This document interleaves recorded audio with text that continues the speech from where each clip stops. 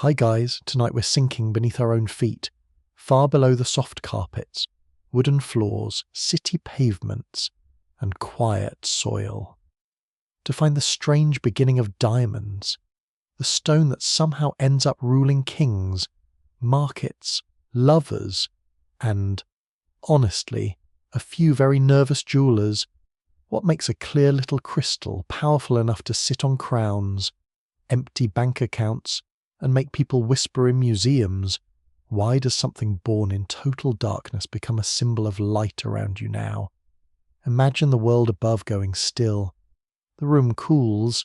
The night presses gently at the window. Somewhere, a clock ticks like a tiny miner tapping stone. So, before you settle into the story, take a moment to like the video and subscribe, and tell me in the comments where you are listening from and what your local time is, because there is something lovely about knowing who is drifting through history together. Now, dim the lights and let yourself move downward, slowly, past the roots of trees, past sleeping insects, past the last damp scent of rain in the soil, into a deeper world where there is no sunrise, no birdsong, no human hurry, only heat, pressure, and the patient silence of stone. You descend through layers that no hand can touch in an ordinary lifetime. The air you know is gone. There is no breeze here, no candle, no kitchen smell, no soft blanket. Yet in your imagination, you can feel the earth closing around you with a heavy warmth, not crushing you, exactly, but reminding you with a calm, geological confidence that the planet has never once asked for your opinion. It is an old place down here, older than cities, older than writing, older than the first person who ever picked up a glittering pebble and thought, suspiciously, that it might impress someone important.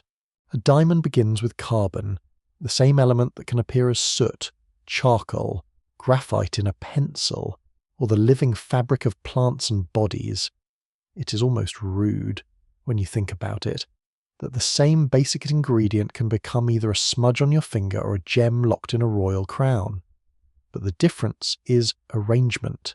Under extraordinary heat and pressure deep within the mantle, carbon atoms bond into a tight crystal structure, each atom held in a pattern so firm that diamond becomes the hardest natural material known on Earth. You may picture it as a tiny palace of invisible architecture, built not by builders, not by kings, but by force, time, and chemistry. Most natural diamonds form at depths of roughly 150 to 200 kilometers beneath the surface. In ancient, stable parts of continental crust, the temperatures are intense, often above 900 degrees Celsius, and the pressures are immense, the kind of pressure that turns the idea of comfort into a little joke. Yet these conditions do not simply destroy, they organize, they press carbon into order, they create clarity in darkness. That is the first quiet irony of the diamond, before it becomes a sign of status, romance, or wealth. It is a survival story written in mineral form.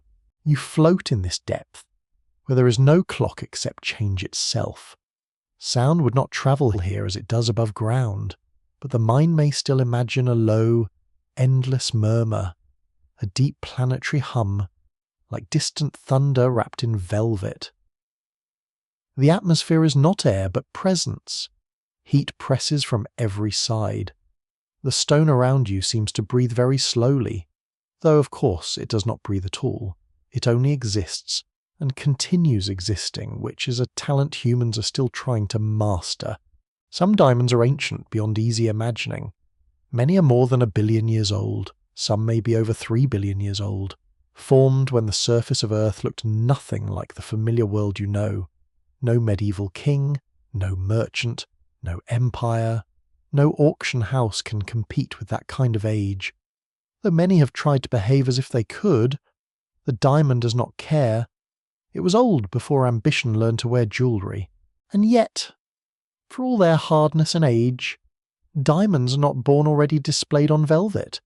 They are trapped in the deep earth. To reach the surface, they need violence, though not the neat theatrical violence of swords and crowns. They need volcanic violence, Diamonds are carried upward by rare eruptions of molten rock called kimberlite, and sometimes lamproite, rising quickly from the mantle through narrow pipes. Quickly matters. If the journey is too slow, the diamond may change into graphite, which is less helpful if you're hoping to decorate a throne. So the stone must rise with sudden force, lifted by deep eruptions that punch through the crust like the planet clearing its throat. Imagine standing near such an eruption in a world before humans, before names, before anyone could be impressed. The ground trembles, the smell would be harsh and mineral, sharp with gases, hot dust, broken rock.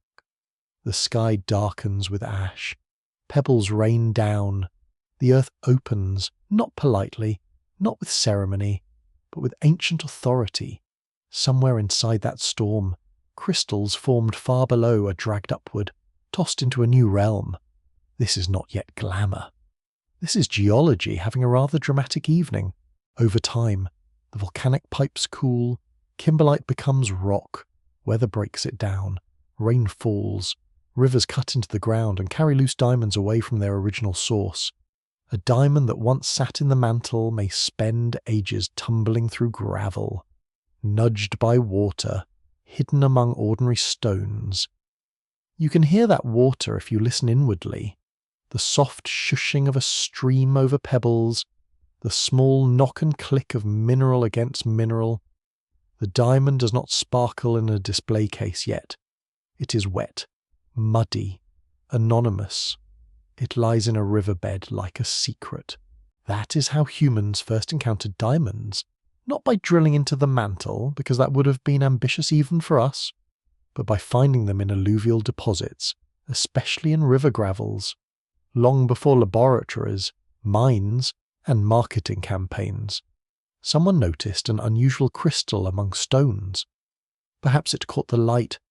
Perhaps it resisted scratching. Perhaps it simply looked different enough to be kept. There is a hush in that imagined moment. A hand reaches into cool water. Fingers close around a small hard object. The skin feels its smoothness, its stubborn edges, its little refusal to behave like ordinary rock. This first section of the journey belongs mostly to the stone itself, before the human world wraps it in meaning. Still, meaning begins almost immediately when people meet something rare, beautiful, and difficult. Humans are charming that way. Give us a strange pebble and enough time, and we will build trade routes, rituals, myths, legal contracts, scandals, and at least one extremely tense dinner conversation around it. The mainstream fact is simple, but magnificent diamonds are deep earth carbon crystals transported to the surface by volcanic activity, then often found in the river deposits or mined from ancient pipes. Yet the details still invite questions. Geologists continue to debate how much carbon in diamonds comes from deep mantle sources, and how much may have been recycled from ancient surface materials pushed downward by plate tectonics. Think about that for a moment, gently, sleepily. Some diamonds may contain carbon that once belonged near the surface of Earth, perhaps in old oceanic crust or carbon-rich sediments, carried downward and reborn under pressure. The planet, it turns out, is very committed to recycling, though it takes rather longer than your household bin. Tiny inclusions inside diamonds help scientists read these histories. Inclusions are little trapped minerals or fluids, often seen as flaws by jewelers, which is a little unfair, because they are also time capsules. To a gem seller, an inclusion might lower value. To a researcher, it can reveal the pressure, temperature, and chemical environment of formation. It is a useful reminder that perfection depends entirely on who is looking. A flawless diamond may please a collector, but a diamond with a tiny mineral trapped inside may please a geologist so much they need to sit down. There is also a lovely, quirky fringe of old belief surrounding diamond origins.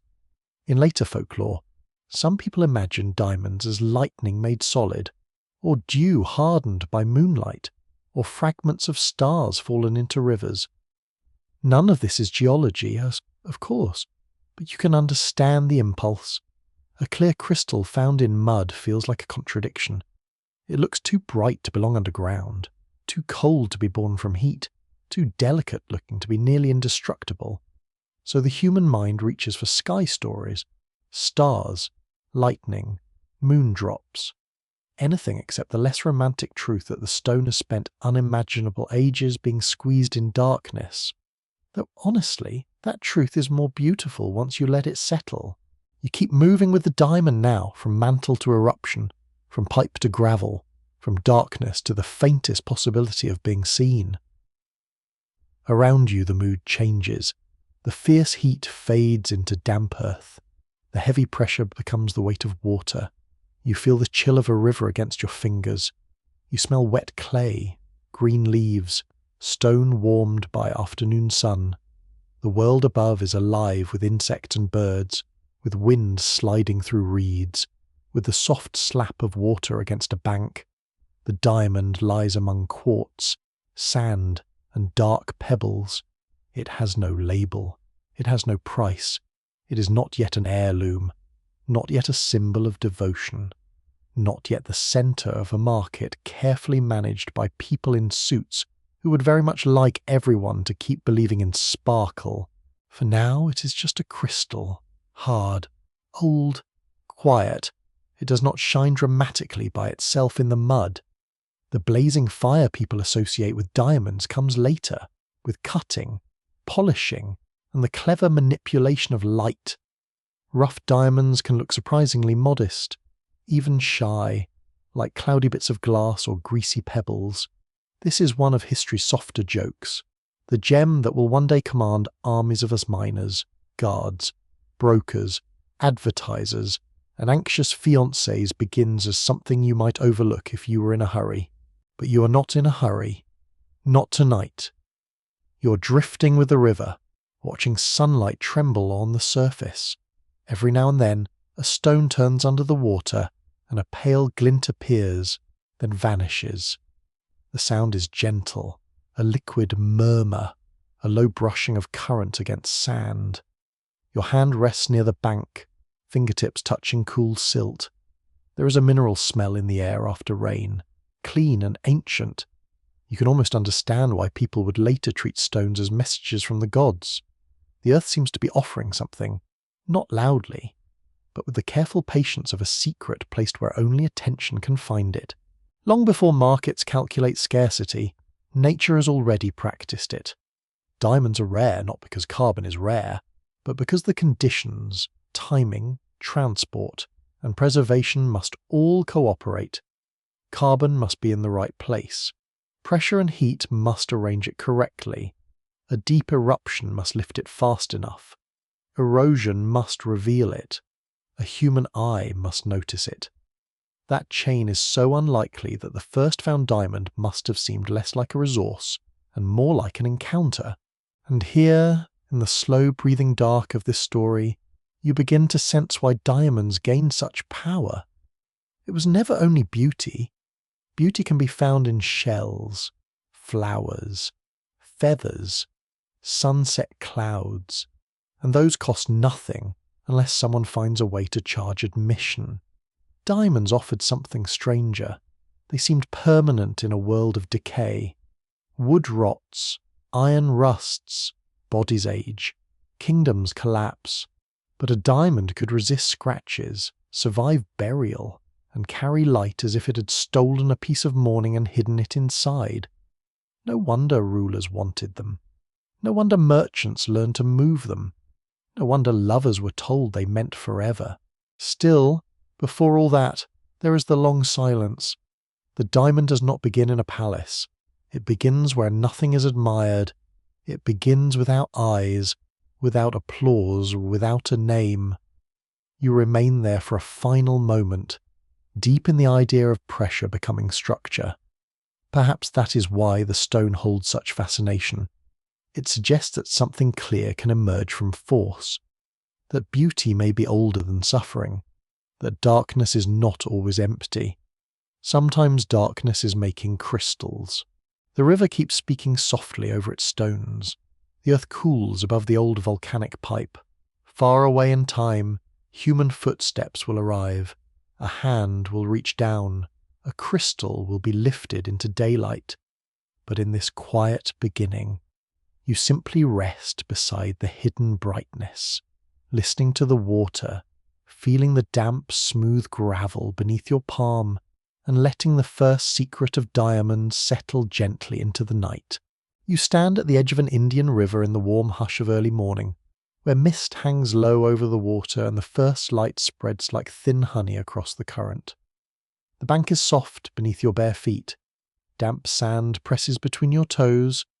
Somewhere nearby, a bird gives one bright call, then another, as if it too has been hired to announce that history is awake and slightly underpaid. The river moves patiently, carrying silt, leaves, small shells, and hidden stones from far inland.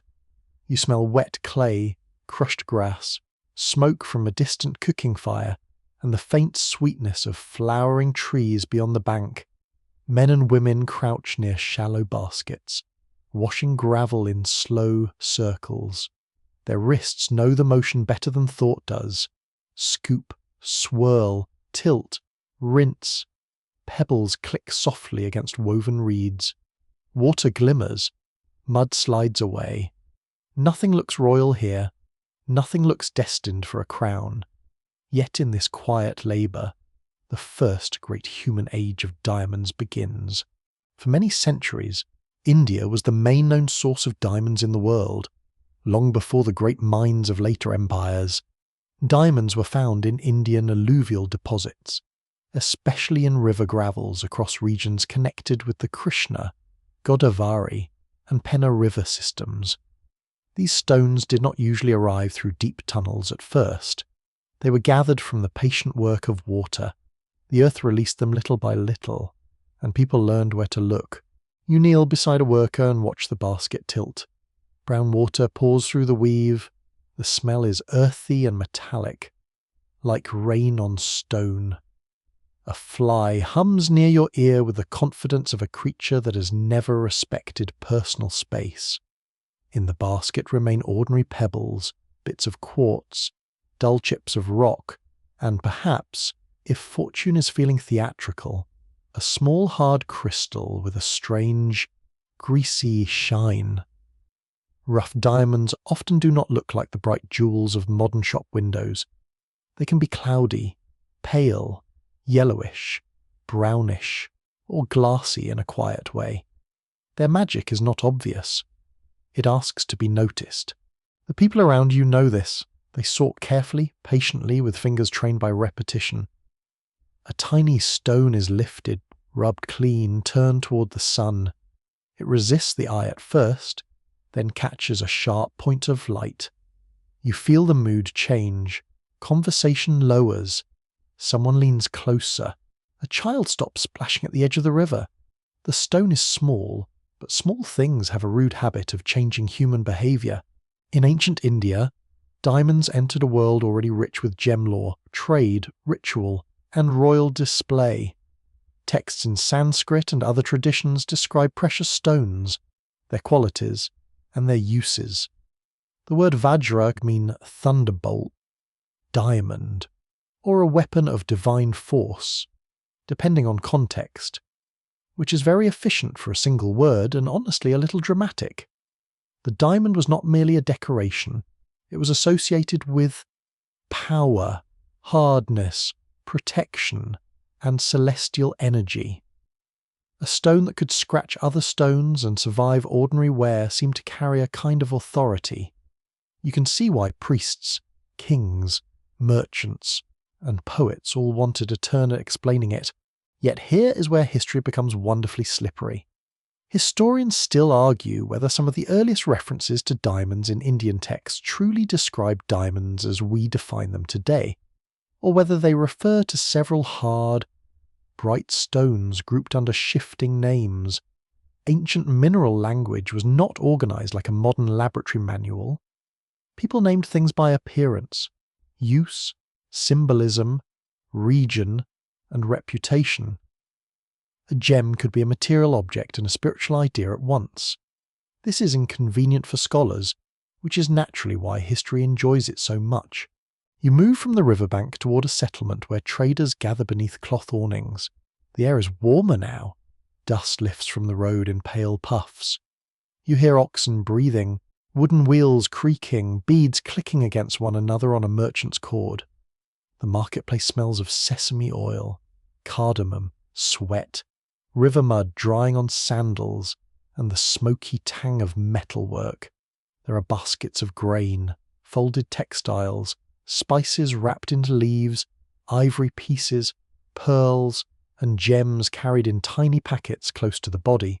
A diamond is never just a diamond once it enters trade. It becomes weight, measure, rumour, promise, suspicion. A merchant holds one in his palm and tilts it toward another man, who narrows his eyes as though judging not only the stone but the entire moral condition of the seller's family. They discuss size, colour, clarity, origin, and flaw. They test hardness against another material. They compare it to stones already known. Trust is useful, but testing is better, especially when wealth is small enough to hide under a fingernail. Some ancient Indian treatises sorted diamonds by qualities that mixed observation with belief. Good stones might be praised for brightness, shape, and purity. Flawed stones might be considered unlucky, dangerous, or simply less valuable. In some gem traditions, colour carried meaning. White, red, yellow, and dark stones could be linked with social categories, cosmic forces, or ritual suitability. The modern mind may smile at this, then immediately remember birthstones, lucky colours, and expensive branding campaigns, and perhaps become slightly quieter. You pass into a temple courtyard where the stone's meaning deepens. The floor is cool under your feet, smooth from years of footsteps.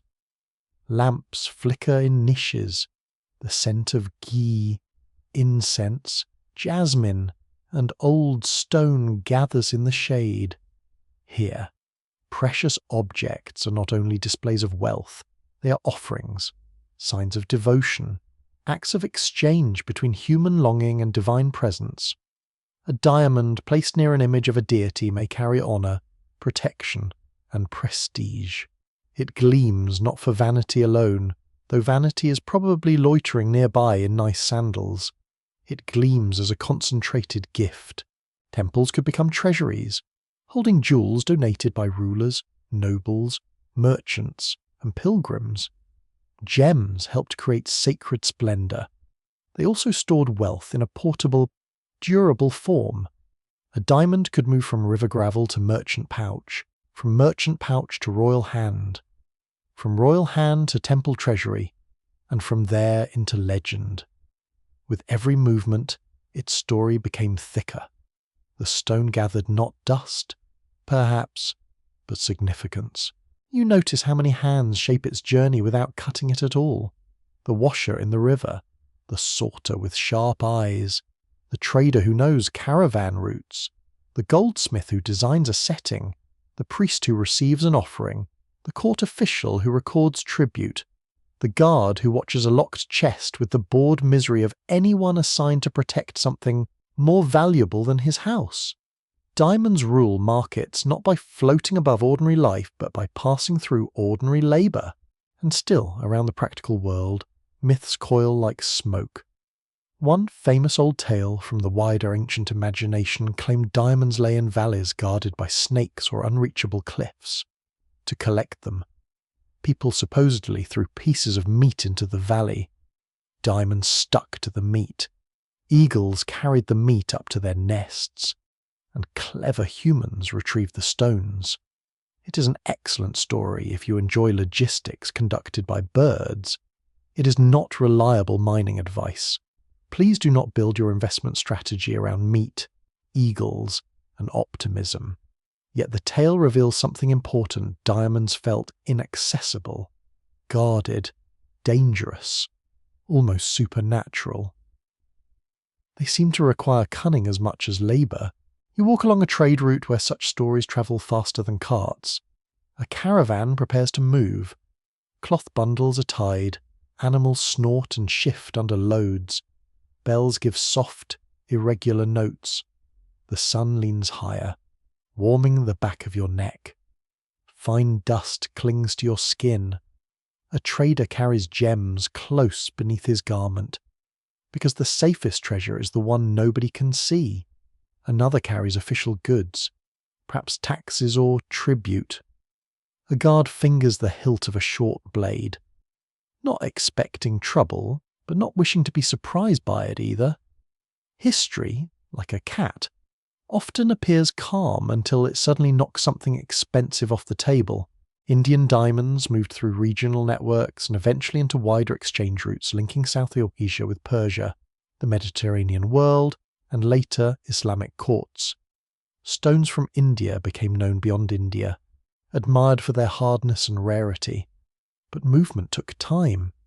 It involved monsoon rhythms, river crossings, tolls, political boundaries, language barriers, and the ancient universal problem of someone charging too much for transport. In royal courts, diamonds helped make power visible. You enter a shaded hall where the air is cooler, scented with sandalwood and polished wood. Courtiers speak softly. Anklets chime. Silk rustles. A ruler receives gifts, tribute, and petitions. A diamond in such a place does not need to be enormous. Its meaning rests in rarity. To possess it suggests access to distant lands, loyal subjects, skilled traders, and divine favour. It tells everyone in the room that the ruler can command not only armies and grain, but also wonder. Still, diamonds in early periods were often valued differently from later cut gems. Their natural crystal shapes mattered. Octahedral forms, like two pyramids joined base to base, were admired. The stone's hardness made it difficult to shape extensively with available tools, so preserving the natural form could be both practical and symbolic. Instead of forcing fire from the diamond through complex faceting, people often treasured its inherent form, its toughness, its strange brightness. It was less a glittering stage performer and more a silent armoured monk, which is a very specific mood. But diamonds have always been overqualified. You hold a rough crystal in your imagined palm. It is cool at first, then warms slowly against your skin. Its edges are firm, its surface not perfectly smooth, and it feels heavier in meaning than in weight.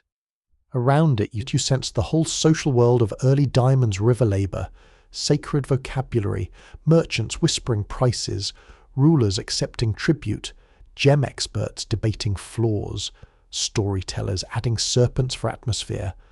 The stone is small enough to lose in a fold of cloth, yet large enough to draw law, ritual, desire, and fear around itself. This is how a market begins, not with glass cases and polished counters, but with attention. People agree that something matters. They learn to recognize it. They create words for it. They test it, rank it, praise it, warn against its defects, and pass it from hand to hand. Value grows like a path across a field slowly, from repeated use, until one day it seems inevitable. Evening lowers over the river plains, and the heat softens, smoke rises blue from cooking fires. You hear crickets beginning their thin music in the grass. The marketplace empties by degrees, but not completely. A few traders still sit over small lamps, counting, arguing in low voices, pretending not to be tired. Somewhere a temple bell sounds, broad and gentle, and its vibration moves through the dusk like a bronze ripple. A tiny diamond lies wrapped in cloth. It has been washed from river gravel, weighed in a trader's hand, praised by one person, doubted by another, and tucked away for travel. It does not shine loudly. Not yet. It waits in darkness again. But this darkness is human now, a pouch, a chest, a treasury, a private promise. The old river keeps moving outside, carrying more stones in its patient bed. Water touches gravel. Gravel shifts. Hands will return at dawn. You rest beside the sound of that river, feeling the cool night air on your arms, smelling mud, incense, and fading smoke. The diamond has entered human history quietly, through fingertips and water, through belief and barter. It has not yet conquered the world, but it has learned the first lesson of power: be rare, be hard to understand, and let people imagine the rest. You enter a medieval treasury by candlelight, and the first thing you notice is not the jewels, it is the smell. Wax, old wood, iron locks, wool cloaks damp from night air, and a faint trace of incense drifting in from a nearby chapel. The room is narrow and thick-walled, built less for comfort than for survival. Stone presses in on every side. The air feels cool against your face, somewhere beyond the door. A guard shifts his weight, and chain links whisper against leather. On a heavy table rests a small casket. It is not graceful. It is practical, dark, iron-banded, and slightly rude in its refusal to look beautiful. But inside it are objects that can make dukes bow. Bishops speak carefully, and kings suddenly remember how fragile their cousins are.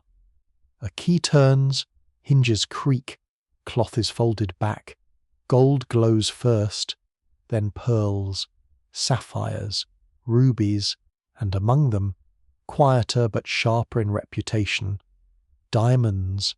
In this world, diamonds are not yet the flashing modern stones you know from bright shop windows.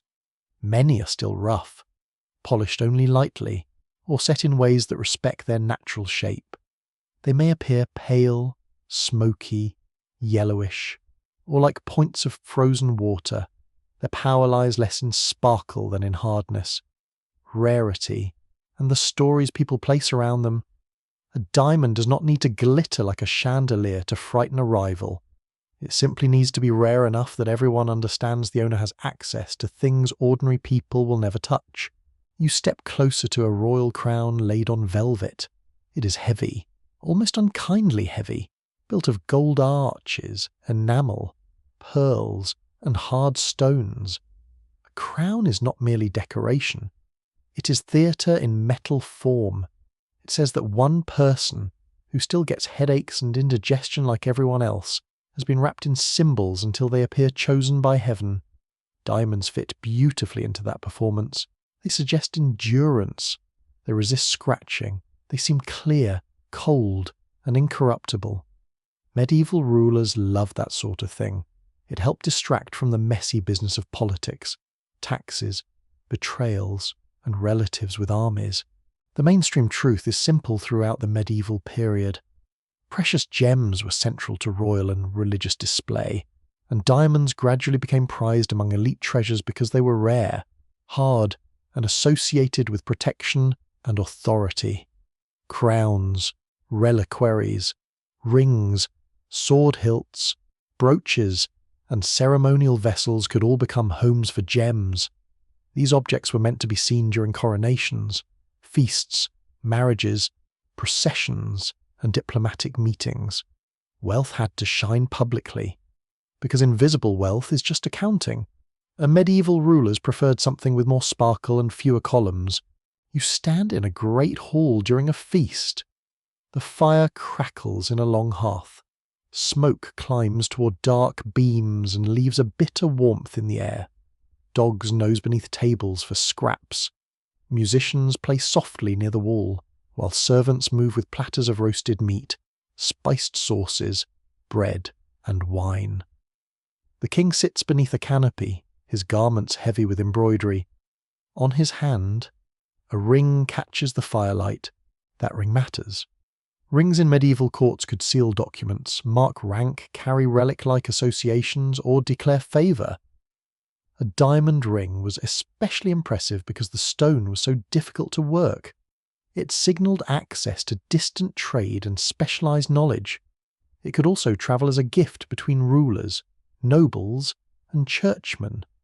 To receive such a gem was never innocent. Gifts were soft-looking tools with sharp political edges. A jewel might say friendship, loyalty, alliance, submission, apology, or please do not invade me this winter.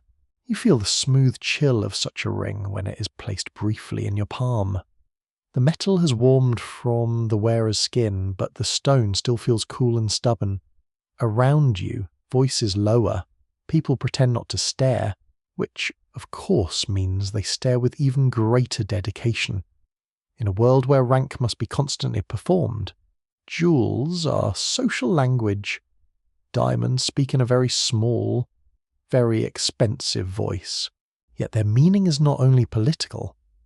Medieval Christian Europe inherited and reshaped ancient and classical ideas about stones, lapidaries.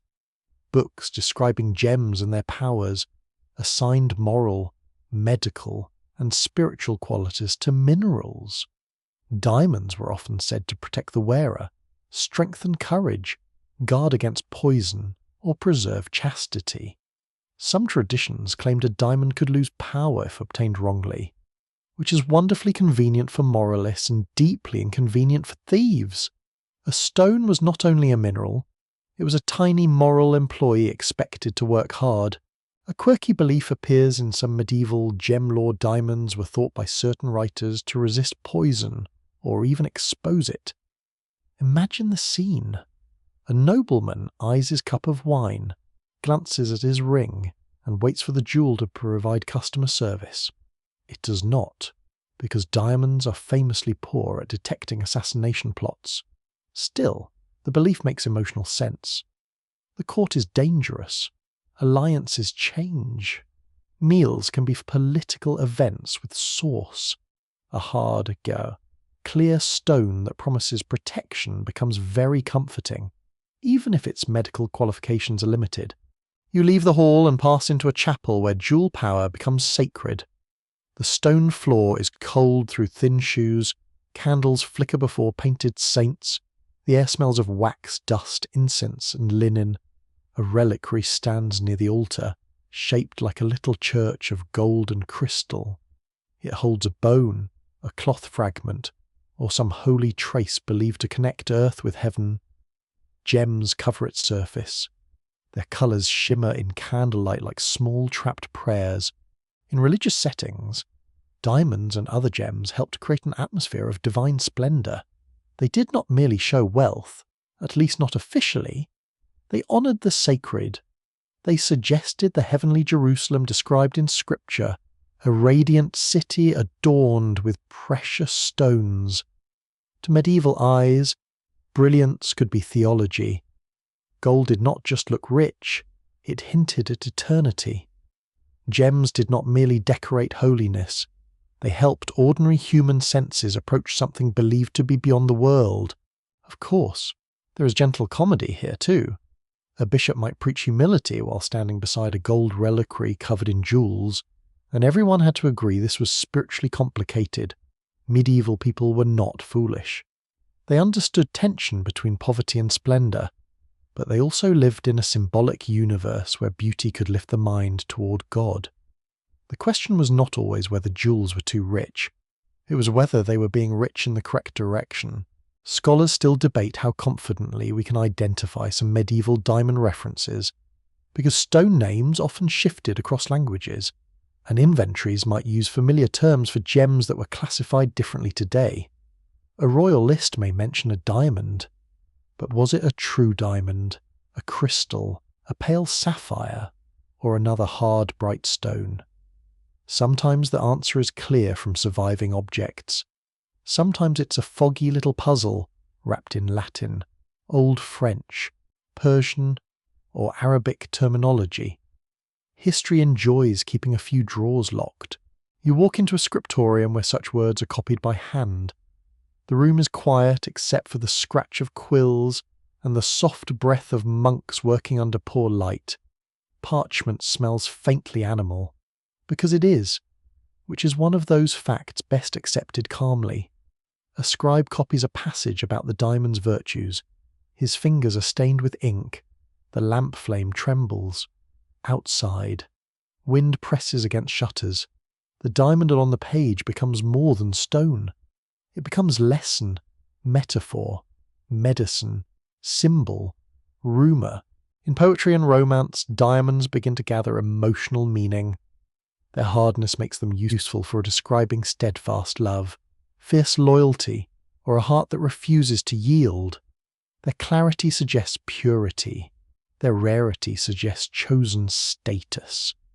A lover might be compared to a gem, a ruler to a bright stone, a saint to something incorruptible.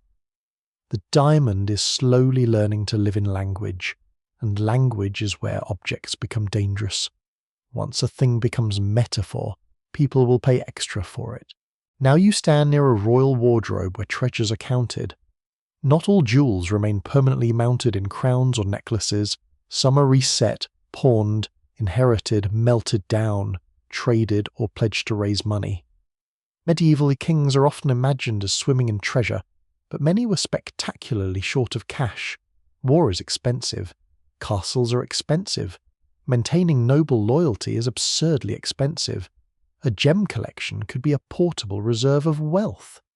When coin ran thin, jewels could be pledged for loans. This makes the royal diamond both sacred symbol and emergency savings account. Very glamorous, yes, but also slightly anxious. A clerk reads aloud while another records. The scratching pen makes a dry, steady sound. Items are listed one by one: a golden cup, a reliquary, a belt with stones, rings, brooches, perhaps a jewel described as pointed, bright, or hard. The candles burn lower. Someone sneezes in the dust. The treasury is not a fantasy cave. It is administration with better lighting effects. You sense the emotional weight of these stones in the way people handle them. Nobody tosses a diamond casually across the room unless they are in a legend or making poor choices. It is wrapped, recorded, guarded, blessed, displayed, hidden, and sometimes feared. Its hardness suggests permanence, but its ownership is fragile. A king may die. A dynasty may fail. A jewel may be captured in battle, offered to a shrine, stolen by a courtier, or broken from one setting and placed into another. The stone survives while meanings change around it like weather. At night, the treasury closes, locks slide into place. The guard outside settles against the wall, cloak pulled tight, breath misting in the cold corridor. From somewhere far off comes the muffled tolling of a bell. The jewels lie in darkness again, not the deep earthly darkness of formation, but the human darkness of storage, secrecy, and desire.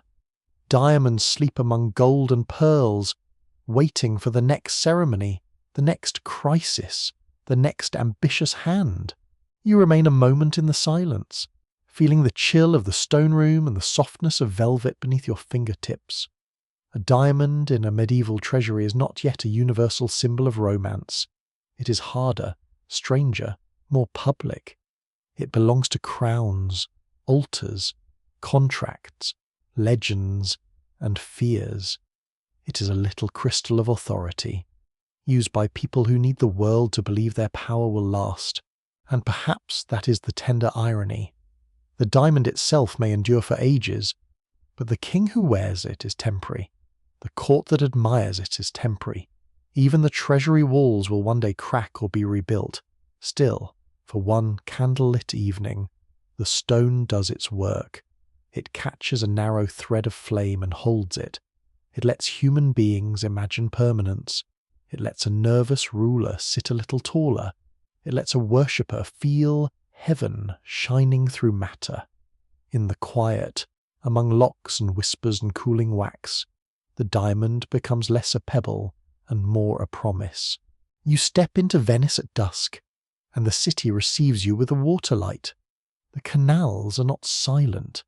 They slap softly against stone steps, murmur beneath bridges, and knock little boats against mooring posts with the sleepy rhythm of someone tapping fingers on a table. The air smells of salt, damp wood, fish, lamp oil, wet rope, and spices packed in sacks from far ports. Above you, laundry stirs between buildings.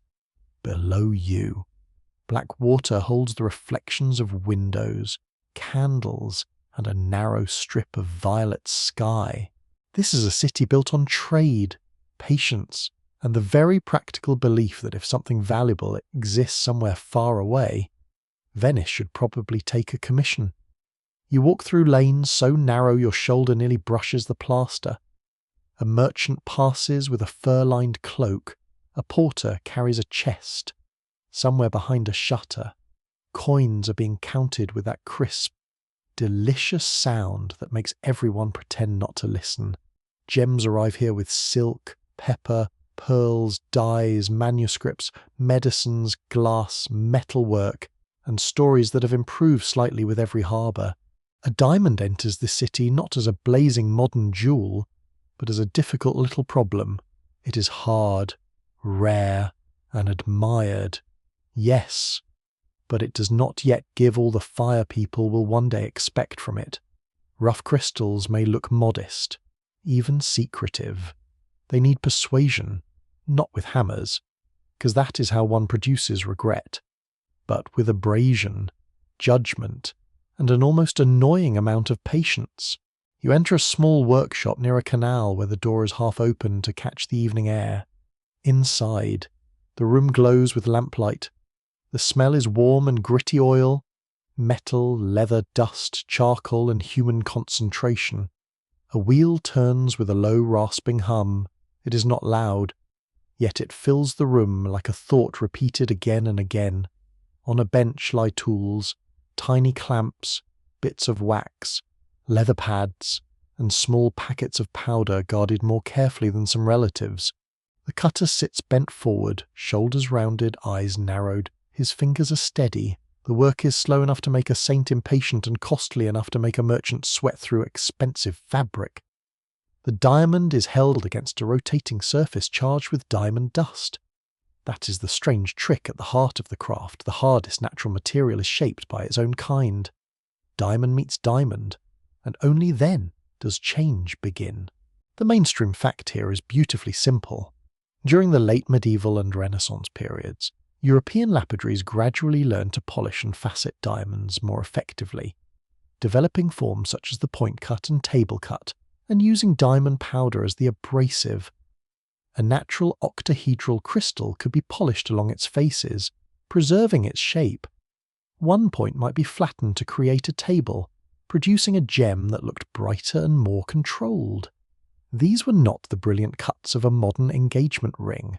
They were quieter, geometric, and dignified, like a noble person who has not yet discovered stage lighting.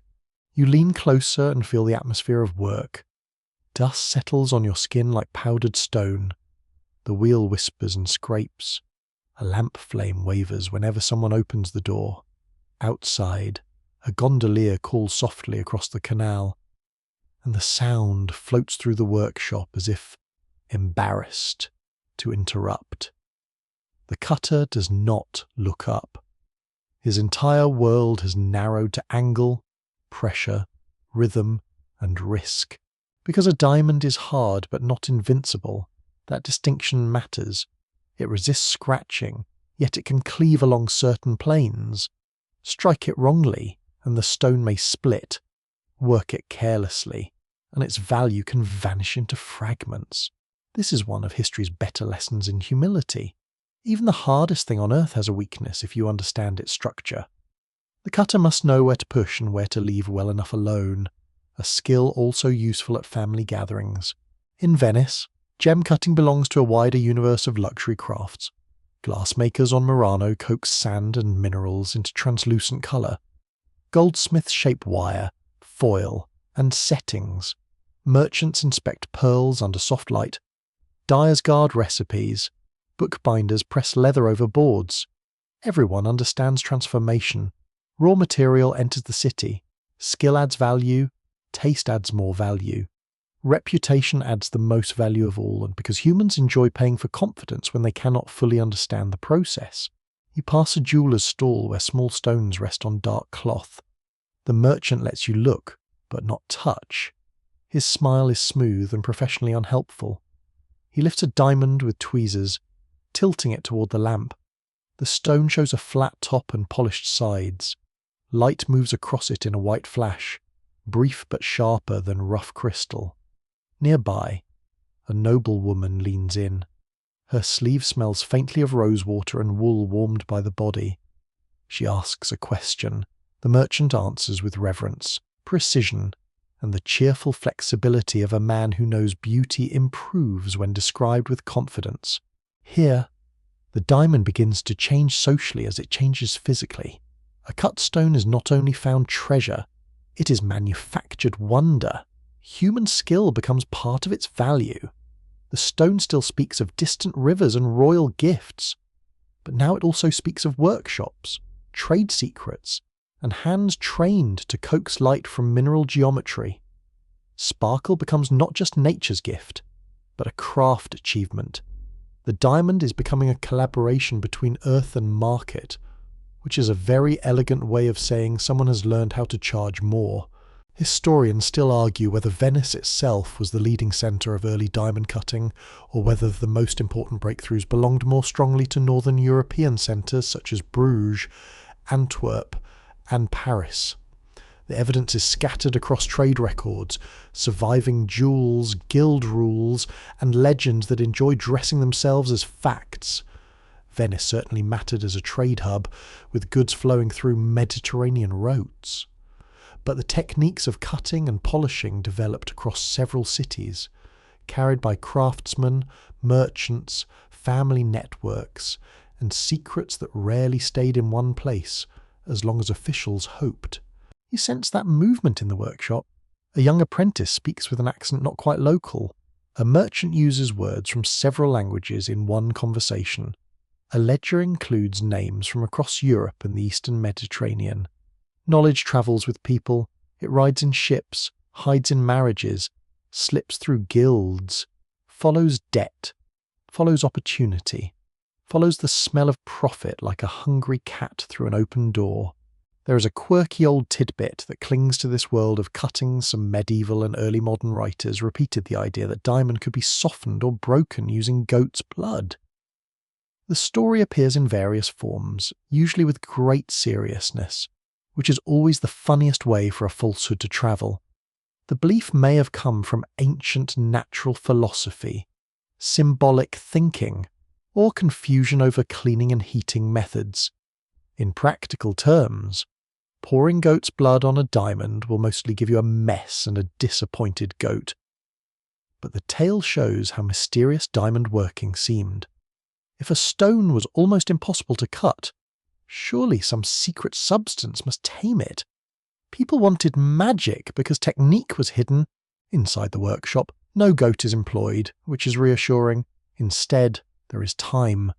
The cutter adjusts the stone. He presses it to the wheel. The rasping begins again, soft and relentless. A small boy grinds powder in a dish, careful not to waste any. Another apprentice polishes metal settings. The room has a rhythm like breathing wheel. Pause, inspect, murmur, wheel again.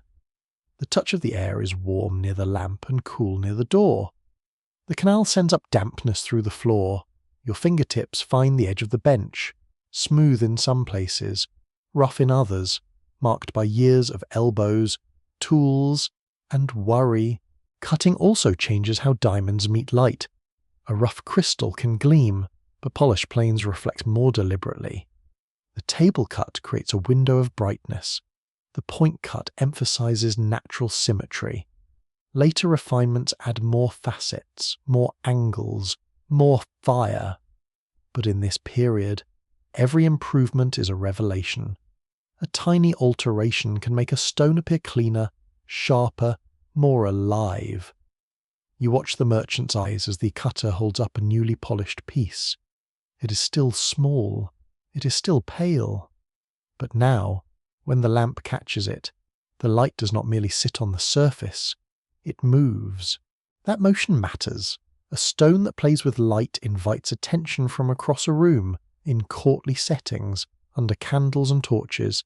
Gems become part of performance. A ring flashes during a gesture. A pendant glints as someone turns their head. A hat jewel winks from velvet. Diamonds become more visible in the theatre of rank. The cut stone is no longer just rare. It is responsive. It answers flame. You walk into a Venetian palace where such answers are appreciated. The floors are cool beneath your shoes, patterned stone underfoot. The walls carry painted scenes of saints, battles, ships, and ancestors who all look like they expected better weather. Musicians play in an upper gallery. Their notes fall lightly through the hall. Guests move through candlelight in silk and brocade. Their garments make a soft, brushing sound. Perfume mingles with beeswax, wine, and the salty breath of the lagoon. On one hand, a diamond catches fire as its wearer lifts a cup. Not a modern explosion of rainbow sparks, but a clean, pale flash that feels disciplined and intimate. You might miss it if you're not paying attention. But attention is exactly what elite culture trains people to give. A noble sees it. Another pretends not to. A third calculates the possible cost and silently revises his opinion of the host. The gem is now part of a social dance. Its cut announces taste. Its setting announces money. Its origin may be whispered. Its owner becomes a walking ledger of connections. The diamond's hardness still matters, but light begins to matter more. The stone is becoming less of a talisman and more of a spectacle. Though it keeps enough mystery to remain useful in both roles, as night deepens, the workshop closes, the wheel stops, and the sudden quiet feels almost soft. Outside, the canal resumes its little watery conversations.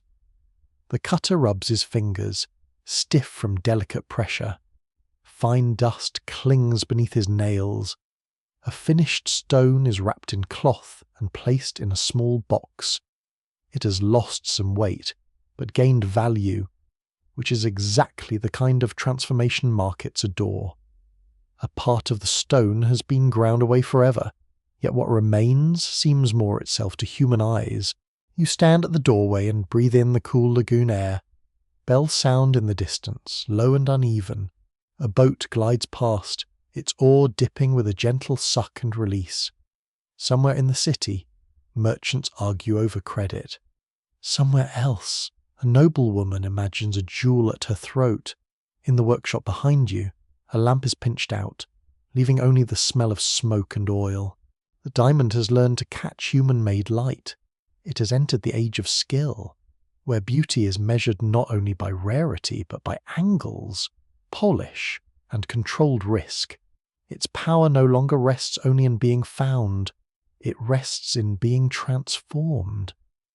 And in the dark water of Venice, where every reflection trembles and reforms, the stone begins to show the world a new talent, not just enduring pressure, but performing brilliance. You stand in a palace courtyard under a white-hot sun, where marble reflects the light so strongly that the air itself seems polished. The stones beneath your feet are warm through your soles. Somewhere nearby, fountains murmur, pigeons flutter from carved ledges, and servants move with the soft urgency of people carrying trays too expensive to drop. The smell is sandalwood, rosewater, dust, hot metal, and the faint animal warmth of horses waiting beyond the gate. This is the age when diamonds begin to travel more violently through history. They no longer move only by trade, gift, devotion, or careful cutting. They move with armies. They ride inside tribute chests. They vanish during palace coups. They glitter on turbans, sword hilts, thrones, and ceremonial robes, becoming not merely luxury objects but trophies of conquest. If a ruler can seize a famous diamond, he is not just stealing wealth. He is stealing the visible proof that another ruler once mattered. You enter the Mughal world at its height, where gems are woven into the language of empire. The court is rich with colour, emerald greens, ruby reds, pearl whites, gold thread flashing beneath lamps. Carpets soften your steps. The air inside the audience hall is cooler than outside, scented with attar, incense, and the quiet musk of crowded bodies. Courtiers stand in ranked stillness, their silks whispering when they bow. The emperor sits elevated, framed by textiles, jewels, and the careful choreography of power. Diamonds in this setting are part of an imperial system of display. The Mughal rulers of India gathered extraordinary gems through taxation, tribute, mining, trade, inheritance, and conquest. Their treasuries became legendary. Stones were mounted in ornaments, daggers, armbands, turban jewels, and court objects. The mainstream historical fact is clear by the 17th century. The Mughal court possessed some of the most famous diamonds known to the wider world, and European travellers wrote with astonishment about the wealth they saw there. You approach a jewelled object that seems almost too theatrical to be real, the Peacock Throne. Gold, enamel, pearls, rubies, emeralds, and diamonds turn royal seating into a miniature universe of ownership. The throne is not a chair in any ordinary sense. It is a statement with legs. It tells ambassadors and nobles that the emperor sits at the centre of earthly abundance. Around it, light touches gems and breaks into tiny flashes. The sound of the court drops low, as if even speech has been trained to kneel. A diamond here is not judged only as a stone. It is part of a performance of cosmic order. A ruler displays gems to suggest that fortune, nature, commerce, and heaven itself have gathered beneath his command. Of course, the emperor is still human. He still has enemies, paperwork, digestion, and relatives with opinions. But jewels help smooth over those little inconveniences. They create distance. They make power look inevitable. Then you feel the atmosphere tighten. The gentle court sounds thin into something more metallic. Boots, hooves, orders, the dry clatter of weapons. In 1739, the Persian ruler Nader Shah invaded northern India and captured Delhi. The Mughal capital, glittering and vulnerable, became the stage for one of history's most famous seizures of treasure. Nader Shah carried away immense wealth, including the Peacock Throne and jewels associated with Mughal power. Diamonds became portable empire, lifted from one court and carried into another. Imagine the treasury being opened under guard. The smell is not festive now. It is sweat, dust, leather, extinguished lamps, and fear kept carefully under the tongue.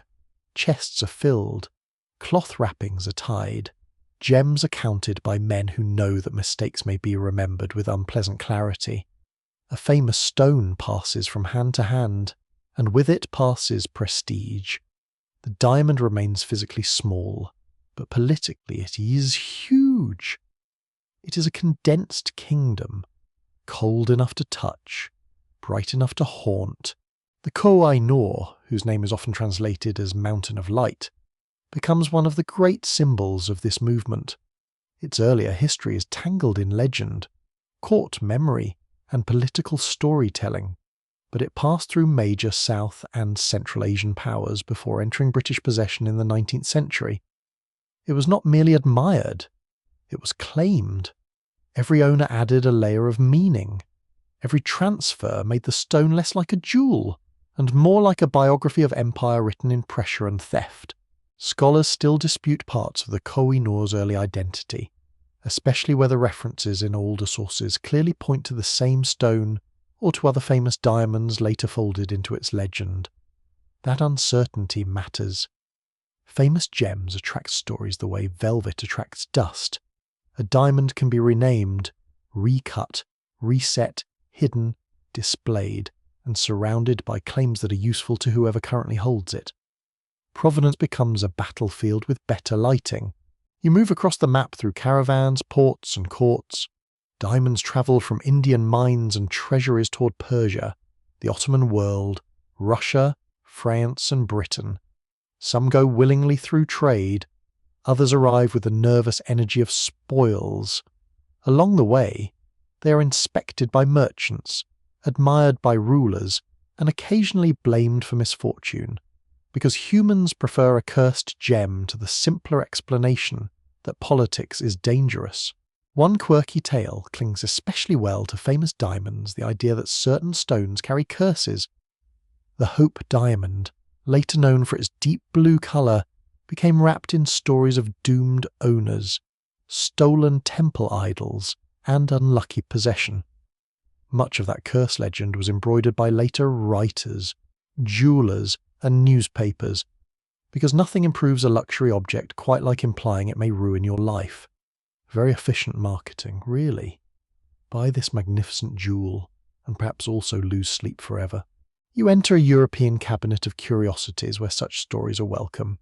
The room smells of wax, old books, dried herbs, dust, and polished walnut, shells, fossils, coins, carved ivory, mechanical toys, maps, and gems crowd the shelves. A blue diamond rests near a magnifying lens. Its colour is cool and deep, like evening trapped under ice.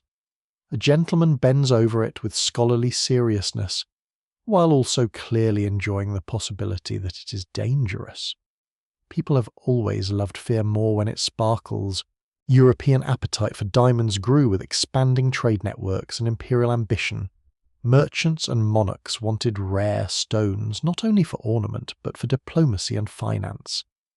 A diamond could be carried across borders more easily than a chest of coin. It could be pledged, gifted, hidden, or displayed. Its value depended on trust, reputation, quality, and desire. That made it both stable and unstable, which is a very human combination. You pass into a royal dressing room in France, powder hangs faintly in the air. The scent is lavender, cosmetics, warmed silk, and candle smoke. A nobleman adjusts a jewelled order on his chest. A woman in the stiff fabric turns her head, while diamonds in her hair tremble like drops of cold fire.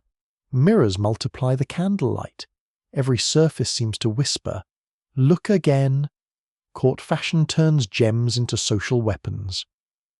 One necklace can wound an enemy more elegantly than a speech, and with fewer grammatical risks. But diamonds also enter the machinery of colonization. European powers do not merely admire Asian wealth. They seek roots, monopolies, forts, treaties, and control. Gems become part of the flow of goods extracted, purchased, taxed, or transferred under unequal conditions. They appear in royal collections as proof of global reach. A diamond set into a crown can silently conceal the labour, negotiation, violence, and displacement that brought it there. The stone looks clean. The path is not. You feel that contradiction under your fingertips as you touch the edge of a display case. The glass is cool, smooth, and silent. Inside, a diamond lies under controlled light, described by a neat label. But labels are polite little creatures. They often skip the shouting, the ledgers, the sea voyages, the treaties signed under pressure, the soldiers at gates, the miners washing gravel with aching hands. A gem in a museum can look peaceful because everything around it has been quieted. Still, the stone itself keeps absorbing new meanings. In one court, it is divine favour. In another, military triumph. In another, refined taste. In another, imperial right. The diamond becomes a traveller with no passport and many masters. It crosses languages and religions, slipping from Persian descriptions to French inventories, from Mughal memory to British ceremony. Each culture translates it, but none fully owns its story. Night falls over a fortified port. Ships creak at anchor. Water slaps against hulls. Tar, salt, damp, rope, spices, and human fatigue fill the air. In a locked chest below deck, wrapped in cloth and guarded by paperwork, a diamond begins another journey. The ship groans. Lanterns swing. A sailor coughs in the dark. Above, the sky is pricked with stars, those harmless distant glitterers that nobody has yet managed to tax efficiently. You rest in that dim hold, listening to wood strain and waves breathe. The diamond does not sleep, of course, but it waits. It has been praised in courts, stolen in war, wrapped in legend, argued over by scholars, and used as a sign that one empire swallowed the shine of another. Its surface may be clean, its light controlled, but its history is crowded. The stone that once seemed like a private wonder has become public power. It can crown conquest without speaking. It can make loss visible.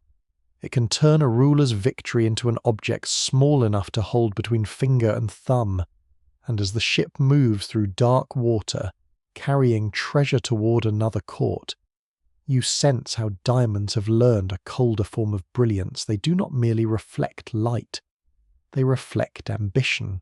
You arrive in the highlands of Brazil, where morning mist clings to the slopes, and the earth has the rich red colour of iron, clay, and secrets. The air is cool at first, damp on your cheeks, but you can already feel the heat gathering behind the hills. Birds call from scrubby trees, insects hum in the grasses. Somewhere down in a valley, water runs over stones with the brisk silver sound of a stream that has no idea it is about to disturb the global diamond market. The ground under your feet is uneven, gritty, and stained by rain. You smell wet soil, mule sweat, wood smoke, crushed leaves, and the sharp mineral scent that rises when men cut into earth. This is Minas Gerais in the 18th century, a Portuguese colony already famous for gold, and now, quietly at first, something harder and brighter begins to appear in the gravel. Small stones are found in riverbeds and streams, sometimes mistaken, sometimes hidden, sometimes examined with sudden, breathless attention. At first, the people looking for wealth are mostly thinking of gold. Gold is obvious.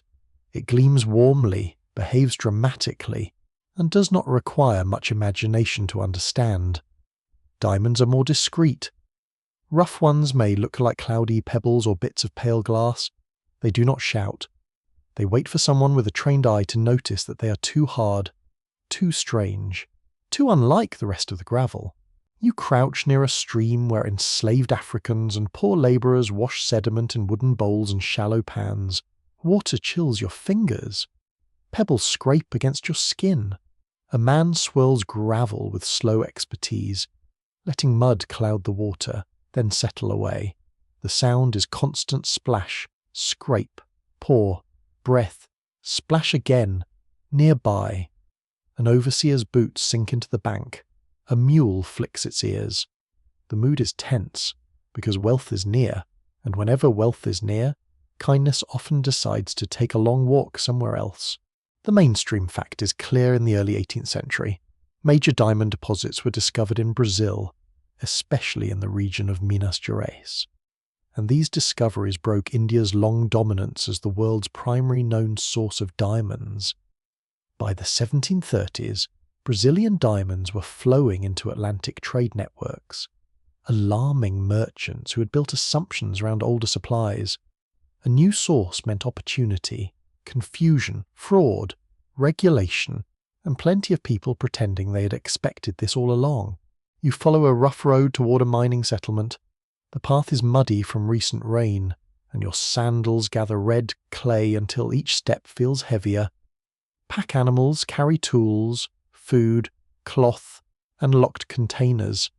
Men speak in Portuguese, African languages, and mixed tongues shaped by work, coercion, and survival.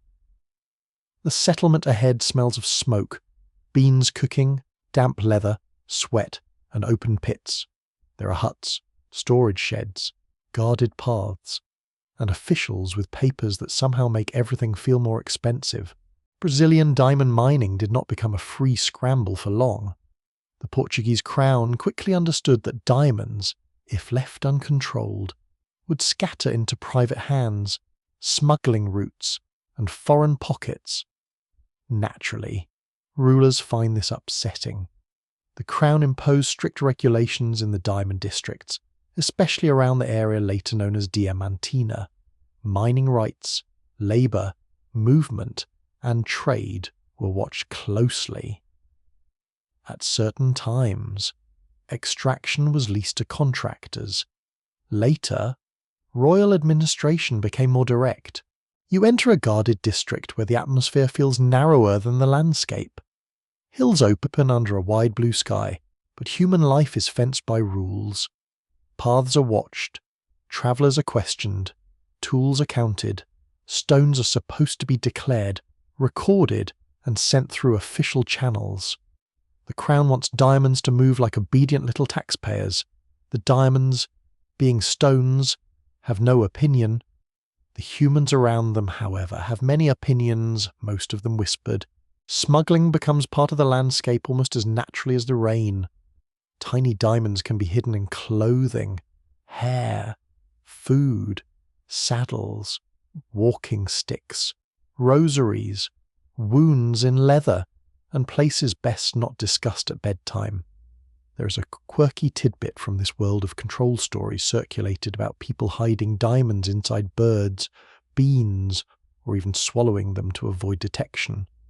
Some tales are probably exaggerated, because every mining frontier grows legends the way damp walls grow moss. Still, the basic problem was real. A diamond small enough to vanish in a fingernail's shadow could be worth enormous risk. You stand at a checkpoint where soldiers inspect loads. The sun is high now, hard and white. Dust sticks to sweat at the back of your neck. A guard opens a sack of grain and runs his hand through it. Another taps a mule's saddle. A woman waits silently with a bundle against her hip.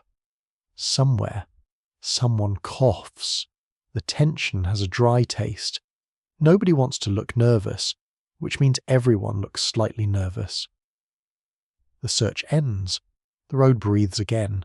Researchers still debate whether Portuguese restrictions were more effective at preserving royal revenue or more effective at encouraging clever smuggling. The records show seizures, taxes, contracts, punishments, and official anxieties, but they do not reveal every stone that slipped through a hand or crossed a border in secret. That is the historian's trouble with hidden wealth. The successful smugglers are, by definition, the ones who did not leave neat receipts. You move into the washing grounds, where the labour is repetitive and exhausting.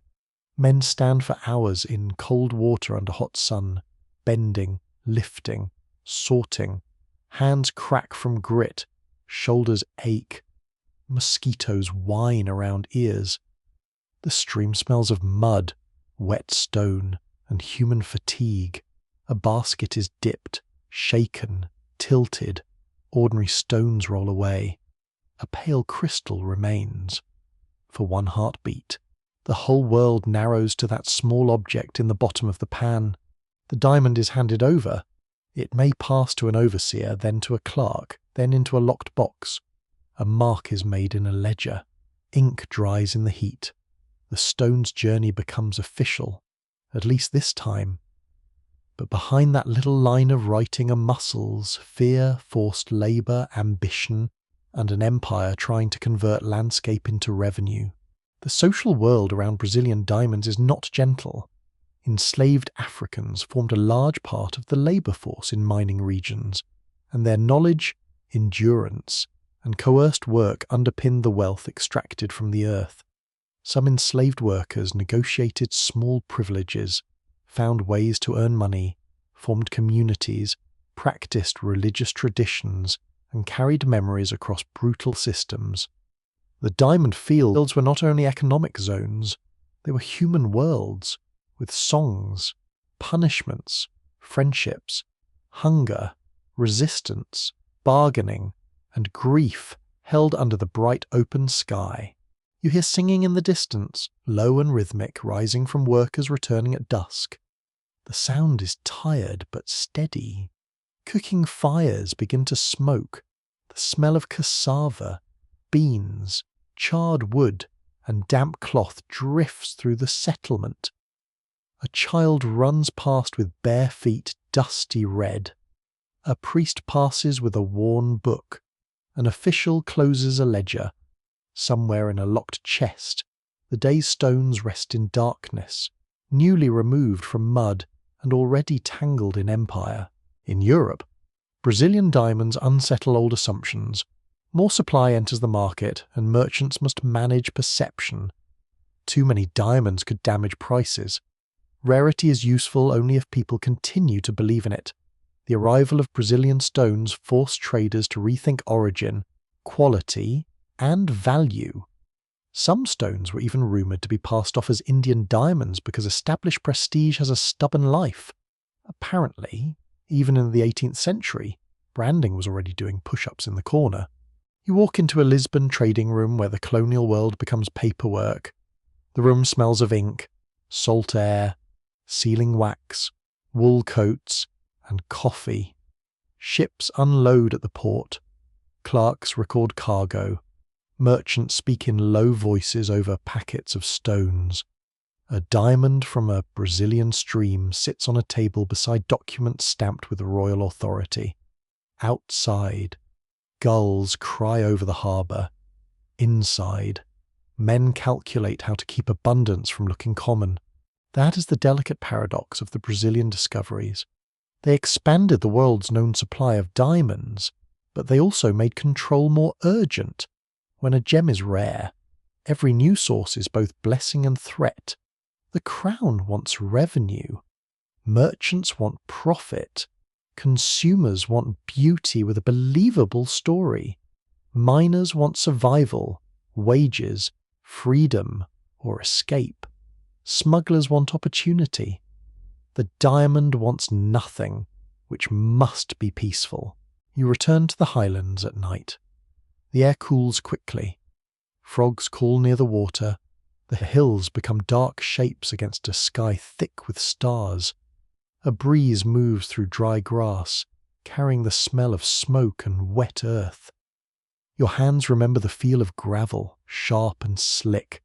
Your ears hold the day's sounds, baskets scraping, officials questioning, mules snorting, water rushing over stone.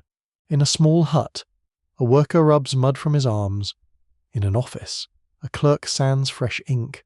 In a guarded storehouse, diamonds lie wrapped and counted. Some will travel legally to Lisbon, some may already be hidden under a saddle, tucked into a seam, or carried by someone whose face reveals nothing. The land has changed the map of desire. A stone once tied in European imagination to distant eastern rivers now rises from Atlantic hills under Portuguese rule. Brazil does not make diamonds simple. It makes them more worldly, more bureaucratic, more contested. The gem becomes a problem of empire, labour, taxation, geography, and reputation. It is no longer only a symbol of kings. It is a colonial commodity, washed from mud by tired hands and guarded by laws that cannot quite catch every sparkle. You stand beside the stream one last moment as moonlight settles on the water. The current runs over hidden gravel, whispering as if nothing remarkable has happened. But the market has shifted. The old map has cracked. A new source of brilliance has entered the world, smelling not of velvet and palaces, but of red clay, river water, sweat, smoke, and the restless hope that somewhere beneath ordinary mud, a fortune may be waiting. You arrive on the dry interior plains of southern Africa beneath a sky so wide it makes every human plan look slightly overconfident. The light is pale and sharp. Grass bends in the wind.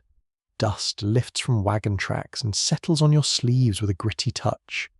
In the distance, oxen pull slowly across the veld, their bells clanking with tired patience. The air smells of sun-baked earth, animal hide, wood smoke, and the faint metallic dryness of stone heated all afternoon. Nothing here looks like the centre of a coming global industry. That is often how history behaves. It waits in plain sight, wearing ordinary clothes, and then suddenly ruins everyone's schedule. You walk near the Orange River in the late 1860s, where children play along the banks and families live among scattered farms and trading routes. A bright pebble, picked up by a young boy named Erasmus Jacobs, draws attention because it is unusually hard and strangely luminous. That stone later becomes known as the Eureka Diamond. It is not enormous, not at first glance world-shaking, but it carries a message that changes the land around it. Diamonds are here. Soon another remarkable stone appears, the Star of South Africa, larger and impossible to ignore. Stories tell of it being exchanged through a chain of owners, including a deal involving livestock, which is one of those historical details that makes modern luxury feel wonderfully awkward. Imagine trading a diamond that will help ignite an industry for sheep, oxen, and a horse. Not exactly a glass of champagne in a velvet showroom, but history has never promised consistent branding. The mainstream fact is clear diamond discoveries in South Africa during the late 1860s and early 1870s transformed the global diamond trade, shifting production toward deep, large-scale mining and laying the groundwork for modern industrial control of the market. At first, prospectors search along riverbeds, crouching in the dust and gravel, hoping the next pan will reveal a hard, bright stone.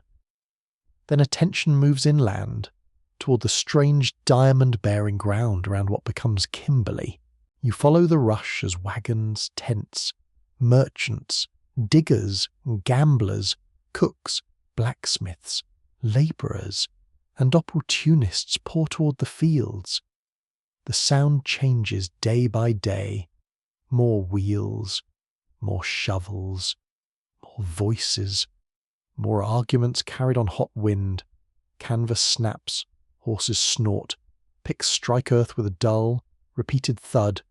At night, campfires flicker across the plain, and the air fills with frying fat, tobacco smoke, sweat, damp wool, and the sour smell of too many people pretending a mining camp is a city. You step into the early diamond fields, where claims are marked in a chaotic grid. Each digger works a small plot, and the earth is opened by hand. At first it looks almost manageable, like a rough patchwork of holes. Then the holes deepen, paths narrow, claims crowd against one another. Wooden platforms, ladders, ropes, buckets, and shaky pathways multiply until the place resembles a gigantic anthill designed by people with courage, greed, very limited safety regulations. The Kimberley Mine, later called the Big Hole, grows into one of the most famous excavations on Earth. You stand at its edge as the pit widens and deepens. The scale is dizzying. Men move far below like dark insects against the yellow-grey ground. Buckets rise and fall on ropes. Winches creak. Carts rattle. Dust hangs in the air so thick you can taste it, dry and bitter on your tongue. The touch of the wind is not refreshing. It is rough, hot, and powdered with work. This is not the quiet romance of a hidden gem. This is extraction a spectacle. Every shovelful of blue ground. The weathered kimberlite that may contain diamonds must be hauled, sorted, crushed, washed, and watched. The work is exhausting. The dream of sudden wealth pulls people in, but the reality is mud in wet weather, dust in dry weather, injury, debt, claim disputes, theft, and the slow realization that luck is lovely but capital is stronger. You feel that change happening around you. At first, individual diggers imagine independence. A man with a claim and enough determination might find fortune. But as the pits deepen, costs rise. Water must be managed. Walls collapse. Equipment becomes more expensive. Claims must be consolidated because tiny plots cannot handle deep industrial mining. The diamond field shifts from a wild rush to a capitalist machine. Small diggers sell out, often under pressure, and companies grow larger. Into this landscape comes Cecil Rhodes, young, ambitious, patient in the way a spider is patient. He begins by supplying water pumps and investing in claims, then gradually consolidates interests. Barney Barnato, another major figure, rises through sharp trading and bold investment. Their rivalry and negotiation help reshape the industry. In 1888, De Beers Consolidated Mines is formed, uniting many of the most important Kimberley mining interests under a single corporate structure. The diamond is no longer merely a treasure found in earth. It is becoming an industrial system with offices, shareholders, managers, laws, and the kind of paperwork that can make a gemstone feel nervous. You enter a company office near the mines. The room is cooler than the pit, but not exactly gentle. Maps hang on walls. Ledgers lie open. Ink smells sharp. Men discuss yields, costs, labour, theft, transport, and prices. Outside, the mine roars and scrapes. Inside, wealth is translated into columns. Someone dips a pen, pauses, and makes a number that will affect hundreds of lives. This is one of the quiet truths of industrial history. The loudest labour often becomes the softest handwriting. Labour systems harden as mining becomes more organised. African workers from many communities are recruited, pressured, taxed, or drawn by wages into the diamond fields, while white workers, managers, and owners occupy different positions within a racial hierarchy that grows increasingly formal and harsh. Closed compounds are introduced to control workers, reduce diamond theft, and discipline labour. Men live under surveillance, separated from the town, searched, regulated, and confined for contracts. The mine is not only a hole in the earth, it is a new social order built around suspicion. Historians still argue whether the compound system should be understood primarily as an anti-theft measure, a labour control strategy, a racial experiment that shaped later segregation, or all of these forces working together in one unpleasantly efficient machine. The evidence points in several directions at once, because systems of power rarely do just one thing. They protect profit, organise fear, and teach society who is allowed to move freely. You stand near the compound fence at dusk. The air cools, but dust still clings to skin. You hear low conversation in multiple languages. The cough of tired men, the clang of a gate, the scrape of a tin cup. Food smells drift faintly: maize meal, smoke, boiled meat, sweat-soaked clothing drying badly in crowded quarters. The atmosphere is heavy, not only with fatigue but with watching. A diamond can be tiny enough to hide under a tongue or in a seam, and that smallness turns every body into a possible hiding place in the eyes of management. It is a grim kind of intimacy, profit inspecting the skin. Above ground, the town grows with rough energy. Kimberley becomes a place of banks, bars, churches, shops, boarding houses, newspapers, theatres, and social ambition. You walk down a street where mud has dried into ridges. Boots crunch. A piano plays badly from a saloon. Someone laughs too loudly. Someone else loses money with admirable speed. There is coffee, tobacco, horse dung, frying onions, spilled beer, coal smoke, an expensive perfume passing briefly through the dust like a visiting duchess who regrets everything. Fortunes are made, but not evenly. Some men become famous. Many more disappear into ordinary failure. Merchants often do better than dreamers, because selling shovels, bread, lodging, rope, candles, and credit can be safer than trusting a hole in the ground to love you back. The diamond rush creates not only wealth, but a whole ecology of need. Every miner requires food, every claim requires tools, every rumour requires listeners. Every boomtown requires someone willing to overcharge for laundry. The diamonds themselves pass through sorting houses under strict eyes. Rough stones are weighed, graded, locked away, and prepared for shipment. You hold one in your imagined hand, not for long, because nobody here is feeling relaxed about inventory. It is cool, small, and slightly oily to the touch. Around it swirls the sound of an industry steam engines coughing, cables groaning, carts rattling, clerks counting, workers singing under their breath, managers issuing orders, guards closing gates. A quirky belief lingers among some diggers that certain patches of blue ground are lucky, almost personally generous, while others are cursed with disappointing stones. Men develop habits around tools, timing, tobacco, boots, and the first bucket of the day. Luck becomes a private religion. This is not scientific, but it is human. When your life depends on invisible crystals hidden in tons of dirt, superstition is just anxiety wearing a hat.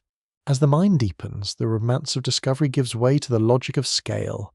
Steam power replaces simple muscle in key tasks.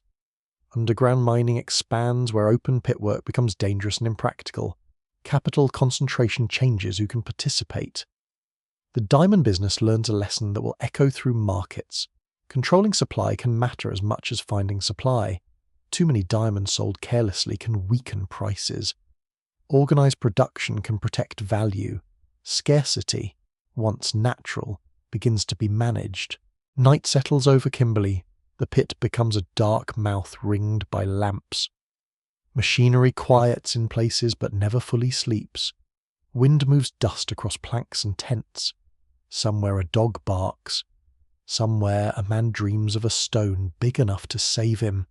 In an office, a lamp burns late over figures and contracts.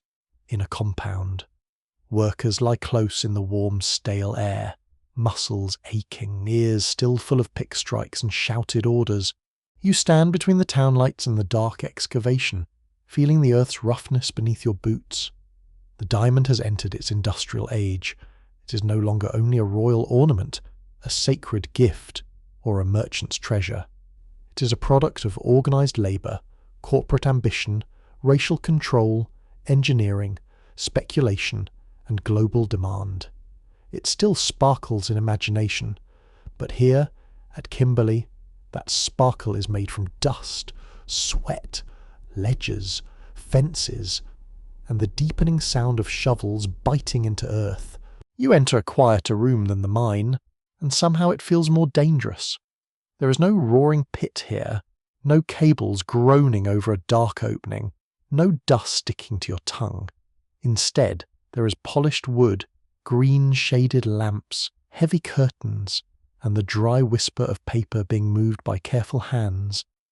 The air smells of tobacco, ink, leather chairs, wool suits, and a faint metallic tang from coins handled too often.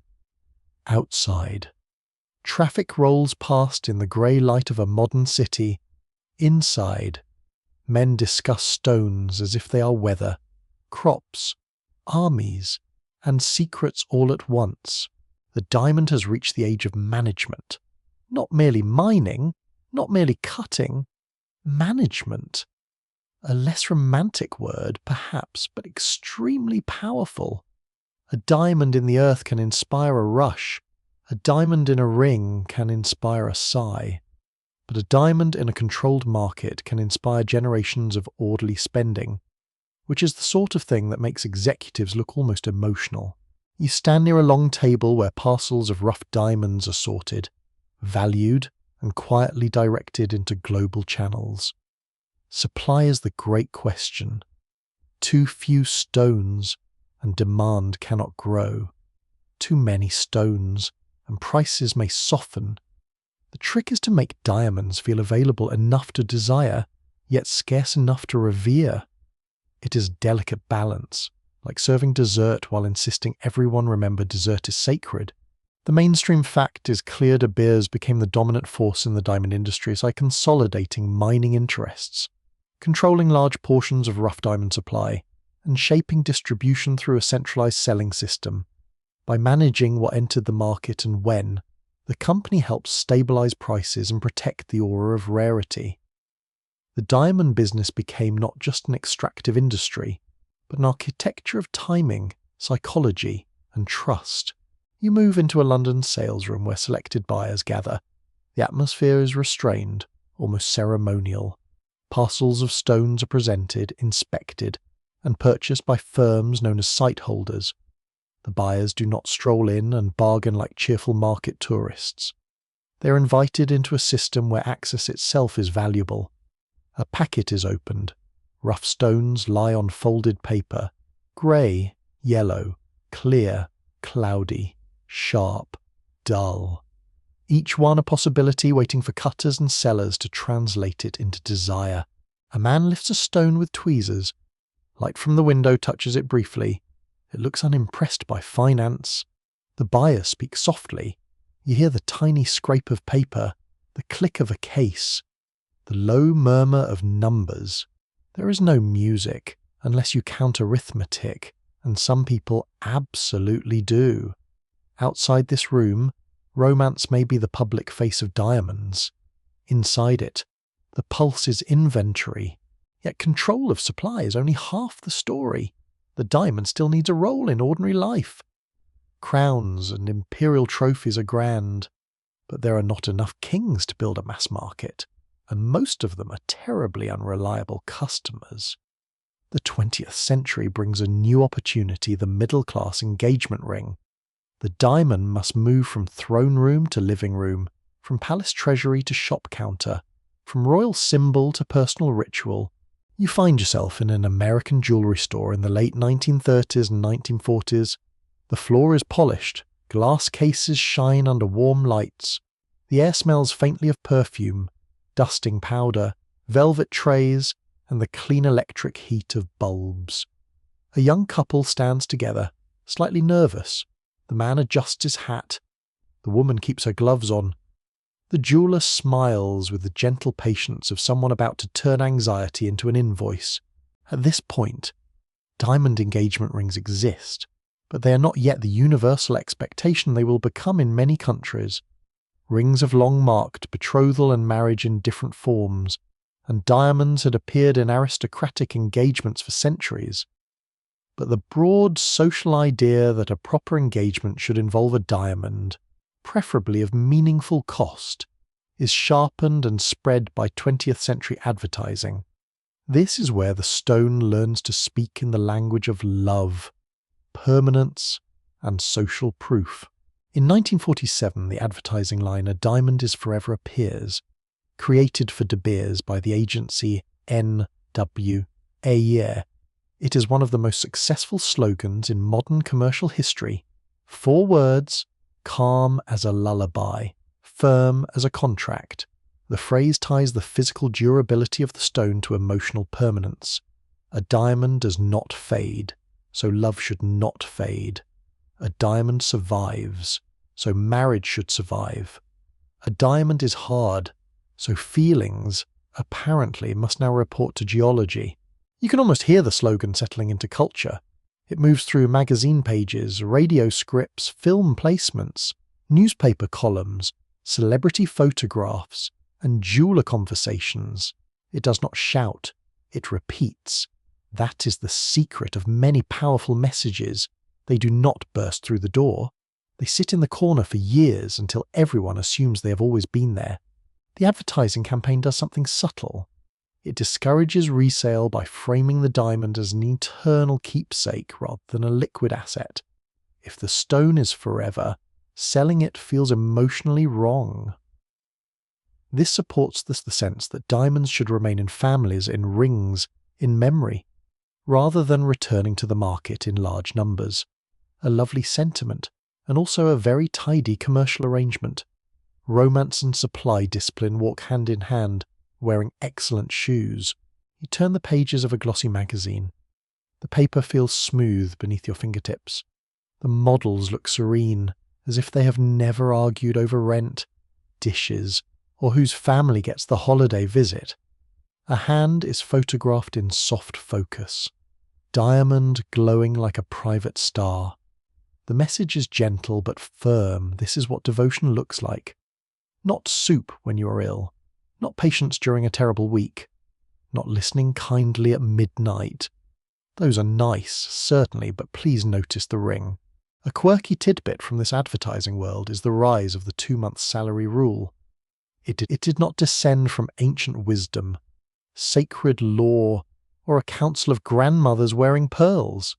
It grew from marketing, with earlier versions suggesting 1-month salary in some campaigns, and later versions pushing higher expectations in different markets. The rule feels traditional because it was repeated until it gained weight. Humanity is very good at mistaking familiar suggestions for eternal customs, especially when jewelry stores are nodding encouragingly. Historians and scholars still debate how much diamond engagement ring culture reflects advertising influence, how much grew from older courtship traditions, and how much came from wider 20th century changes in consumer identity, gender roles, credit, and mass media. The slogan mattered enormously, but it didn't work in a vacuum. It found societies already interested in romance, respectability, public commitment, and visible proof. Advertising did not invent love, thankfully. It simply taught love to hold out its left hand under good lighting. You follow the campaign beyond the United States. In Japan, diamond engagement rings become widely popular after the Second World War, especially during decades of economic growth and Western-style wedding influence.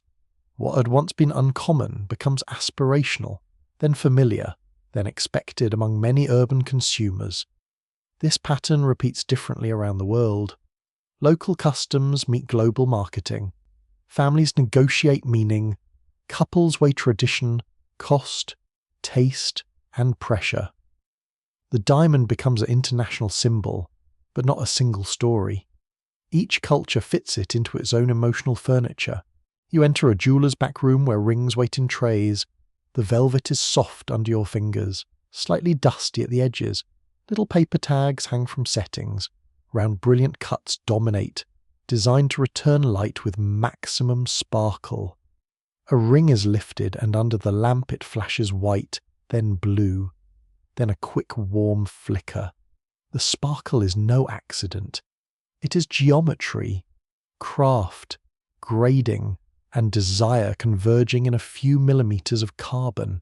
The modern round brilliant cut, with its carefully calculated facets, helps create the fire and scintillation people now expect. Cut quality becomes central to value, along with carat weight, colour, and clarity, the famous 4 C's that jewellers teach consumers to repeat like a polite spell. These categories make comparison feel rational. They also make shopping feel complex enough that expert guidance becomes very convenient. The customer looks at 2 similar stones, hears several technical terms, and begins to understand why nervous people buy from someone with a calm voice and a clean suit. You stand beside a couple choosing a ring. The store is quiet except for the hum of lights and the soft slide of trays over glass. The man asks about size. The woman asks about setting. Both pretend not to be thinking about price, which is adorable and entirely unconvincing. The jeweller explains brilliance, colour, inclusions, certification, and value. Outside, fusses pass. Inside, a tiny stone gathers social expectation like frost on a window. What is remarkable is how thoroughly the diamond engagement ring becomes a ritual object of modern consumer life. It sits at the intersection of love, money, gender, family approval, photography, and public announcement. It is intimate because it touches the skin. It is public because others see it. It is personal because it belongs to a couple. It is standardized because millions of couples are told a similar story. The diamond becomes both unique and mass-produced in meaning, which is a very modern kind of magic. And somewhere behind the romance remains the market. Mines produce, companies sort, cutters polish, graders certify, wholesalers distribute, retailers present, advertisers dream, customers choose. The ring on the finger is the final visible point of an enormous invisible system. Its beauty is real. So is the machinery that taught people how to interpret it. Night falls outside the jewellery district. Store lights glow against dark glass. The city pavement is damp from rain, and reflections stretch beneath passing cars. You smell wet asphalt, perfume from a passerby, roasted chestnuts from a cart, and the faint sterile scent of the showroom as the door closes behind you. Inside, rings sleep in locked cases beneath alarms, each one waiting to become someone's proof of forever. You pause at the window and look at the diamonds under soft light. They appear calm, innocent, almost weightless. Yet each holds a century of strategy, controlled supply, disciplined distribution, careful slogans, celebrity influence, emotional storytelling, and the powerful human wish to make love visible. The diamond has learned its most profitable trick. It no longer needs only kings to desire it. It has persuaded ordinary people that a private promise should sparkle, and that forever should fit neatly in a small velvet box. You stand in a mining town at the edge of the 20th century. where the road is the colour of ash and the air tastes of dust, diesel and nervous money. Tin roofs tick in the heat. A generator coughs behind a shed, then steadies into a low mechanical growl. Somewhere. A radio plays faint music through static. Boots scrape over gravel. Voices drop when strangers pass. The diamond has become modern now, which does not mean cleaner. It means faster, more organised, more photographed, more insured, and, in some places, more deeply hidden behind polite language. A stone can sit under velvet in a bright shop window, cool and clear as winter light, while its journey may have crossed armed checkpoints, muddy pits, desperate hands, and offices where signatures look far gentler than consequences. You walk toward a shallow dig site in West Africa, where rain has turned the ground into red-brown paste. The mud pulls at your shoes with a wet sucking sound. Men work with shovels, buckets, sieves, and bare hands. The air smells of standing water, sweat, wet leaves, fuel, and smoke from cooking fires. There is no chandelier sparkle here. There is only earth, effort, and the faint hope that a small hard crystal might change a life, or at least delay hunger for a while. The mainstream historical fact is stark during the late 20th century. Diamonds mined in conflict zones helped finance armed groups in countries including Angola, Sierra Leone, and the Democratic Republic of Congo. These stones became widely known as conflict diamonds or blood diamonds. The name is not subtle, but subtlety had rather forfeited its invitation. When gems help pay for weapons, forced labour, and terror, the romancer forever begins to sound uncomfortably loud. You hear the mine before you fully see it. Metal strikes stone. Water slaps through a sieve. Someone laughs too sharply, then stops. A child calls from behind a hut. The atmosphere feels tense, not because every person is violent, but because everyone understands that value attracts power, and power often arrives carrying a gun. A diamond is tiny. That is part of the danger. It can vanish into a pocket, cross a border, enter a parcel, and reappear in a market with its past carefully rinsed away. Angola's civil war is one of the major examples. For decades, control over natural resources, including diamonds, helped sustain conflict. In Sierra Leone, rebel groups seized diamond-producing regions during the brutal civil war of the 1990s. In these landscapes, gems were not symbols of engagement or royal status. They were portable funding, small enough to move through smuggling networks and valuable enough to buy loyalty, supplies, and ammunition. The diamond's old talent for compact wealth became a terrible advantage. You move through a checkpoint on a rough road. The boards of the barrier are warped by sun and rain. A man in fatigues gestures without much interest, which somehow makes him more frightening. The smell is tobacco, sweat, gun oil, and damp canvas. A truck waits, loaded with sacks, spare tires, and passengers who keep their eyes down. Somewhere inside all this, stones may be travelling, or maybe not. Suspicion becomes part of the weather. A strange, almost absurd detail from this world is the way diamonds can pass through so many disguises. They may be mixed with legitimate stones, mislabeled by origin, carried in toothpaste tubes, sewn into hems, hidden in soap, or swallowed by smugglers who have apparently decided their digestive system is now a bank vault. It sounds like fiction, until you remember that humans, when faced with profit and danger, become very inventive and not always dignified. Yet the global consumer does not usually see this. You step into a jewellery store in a peaceful city where the carpet is soft, the lighting flattering, and the air smells of glass cleaner, perfume, and polished metal. A display case glows like a small altar to good decisions. Rings sit in rows, each one offered as a story of devotion. The shop is calm. The salesperson speaks gently. The diamonds have certificates, grades, prices, and little tags. Nothing in the case smells of mud or fear. That is exactly the problem. Public awareness grows as journalists, activists, human rights groups, and some governments begin to connect diamonds with wars and abuses.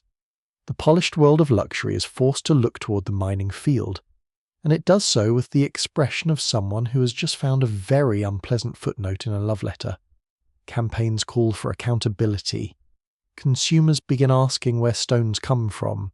The industry, long skilled in managing desire, now has to manage doubt. You sit in a conference room where the air conditioning is slightly too cold and the coffee has given up on joy. Delegates discuss certification, origin, export controls, sealed containers, statistics, and enforcement. Name cards line the tables. Translation headsets rest beside folders. The room smells of paper, carpet, stale coffee, and serious concern. It is not cinematic. But much of modern morality happens under fluorescent lights while someone tries to fix a printer. The Kimberley Process Certification Scheme is created in the early 2000s as an international effort to prevent conflict diamonds from entering the legitimate trade. Participating governments agree to certify shipments of rough diamonds as conflict-free according to defined standards, and to trade rough diamonds only with other participants. The goal is to create a paper trail strong enough to block stones that fund rebel movements. It is a huge diplomatic and commercial response to a very small object. Of course, paper trails are only as strong as the people maintaining them. Specialists continue to disagree over how effective the Kimberley process has been, especially because its definition of conflict diamonds has often focused narrowly on rebel groups fighting recognized governments, while other abuses, including state violence, corruption, unsafe labor, and poverty, can fall outside the central framework. Some argue it significantly reduced the open trade in rebel-linked stones. Others say it leaves too many shadows untouched. Both views have evidence, and the diamond, naturally, remains silent while humans argue around it. You walk through a sorting office where sealed bags of rough stones are checked against documents. The plastic crinkles. Scales beep softly. A clerk's fingers move across a keyboard. The stones tumble with a dry, delicate clicking, like ice chips in a glass. Each packet has numbers, papers, stamps, and signatures. The system tries to give identity to things that once moved anonymously through mud and fear. It tries to make origin visible, but origin is difficult. Diamonds from different areas can look similar, especially once mixed in trading centers. Scientific techniques can sometimes help, but the commercial chain is complex. A stone may travel from mine to exporter, from exporter to cutting center, from cutting center to wholesaler, from wholesaler to retailer. At each step, trust must be maintained. A diamond may be hard, but the truth around it can be surprisingly fragile. You enter a cutting district, where the mood shifts from conflict to concentration. Fluorescent lights shine over workbenches. Wheels spin with a fine insect-like whir. The air smells of oil, dust, metal, and tea left cooling beside a machine. A cutter examines a stone through a loop, searching for the best way to preserve weight and release light. Here, ethical origin becomes one more invisible quality attached to value. The finished gem may look identical to another, but its story changes the way it feels in the hand. Consumers begin to ask new questions. Is this diamond certified? Is it traceable? Was anyone harmed? Are there alternatives? The questions are awkward in a sales environment built on enchantment. Nobody wants to whisper supply chain risk during a proposal. It does not quite fit between candles and dessert. Yet the questions matter, because luxury depends on belief. If the belief cracks, even a flawless stone can look cloudy. You sit beside a couple at a jewellery counter. They are not cynical, they are thoughtful. One asks about sourcing, and the jeweller opens a folder. Certificates appear, policies are explained. There is a soft tap of fingernails on glass. The diamond under the lamp sends bright sparks across the case, entirely unbothered by ethics, which is both its charm and its moral failure. It reflects whatever light is given. People must decide what else it reflects. The industry responds with warranties, tracking initiatives, branded mine-to-market programs, and more detailed documentation. Some companies promote Canadian diamonds, laser inscriptions, blockchain records, or stricter internal audits. Some efforts are meaningful, some are marketing wearing a responsible hat. Often they are a bit of both, because commerce enjoys complexity when it can be packaged nicely. The wider story also includes miners whose lives do not fit into simple categories. In artisanal mining communities, diamonds may be dangerous, exploitative, and unstable, but they may also represent one of the few available sources of income. Calls for boycotts can carry unintended consequences. If consumers stop buying from entire regions, small miners may suffer while smugglers adapt. The ethical path is not always a clean road. Sometimes it is a muddy track where every step makes a sound. You return to the mining ground at evening. The light is lower now, coppery against puddles. Mosquitoes gather near standing water. Smoke from cooking fires curls through the damp air. A worker rinses mud from his arms, the water running brown around his wrists. Children chase each other near a row of huts. A radio voice speaks news no one fully trusts. The day's stones, if there are any, have disappeared into pockets, boxes, ledgers, or hands that will decide their next direction. The diamond's brilliance has become morally complicated. It can still celebrate love. It can still fund a household, support a cutter, employ a trader, or adorn a ceremony. But it can also conceal violence, inequality, and the long distance between desire and extraction. The stone has not changed its chemistry. Carbon remains carbon. The human world around it has grown louder, faster, and less able to pretend that beauty arrives without a path. Night thickens over the town. The generator sputters, then steadies again. Frogs begin calling from the wet ground. Somewhere, a metal cup falls and rings once against stone. You feel the humid air on your skin, heavy and close, and smell rain gathering beyond the trees, in a bright city far away. A diamond waits under glass for someone to call it perfect. Here, perfection is hard to name. You hold the thought gently, without anger, without turning away. A diamond can be beautiful and burdened at the same time. It can carry light and shadow in one small body. It can ask the person who buys it, gives it, wears it, or admires it to look a little longer. Not to ruin the sparkle, no, only to see the whole shine, including the parts that glitter does not explain. You stand inside a laboratory where the light is clean, white, and almost too honest. There are no muddy riverbanks here, no royal treasuries smelling of wax, no open pits under a burning sky. Instead, you hear the low hum of machines, the soft click of sealed doors, the faint hiss of ventilation, and the careful footsteps of technicians moving between equipment. The air smells of warm electronics, polished metal, disinfectant, and coffee cooling in a paper cup beside a monitor. Very glamorous. Clearly, nothing says eternal romance like safety goggles and a clipboard.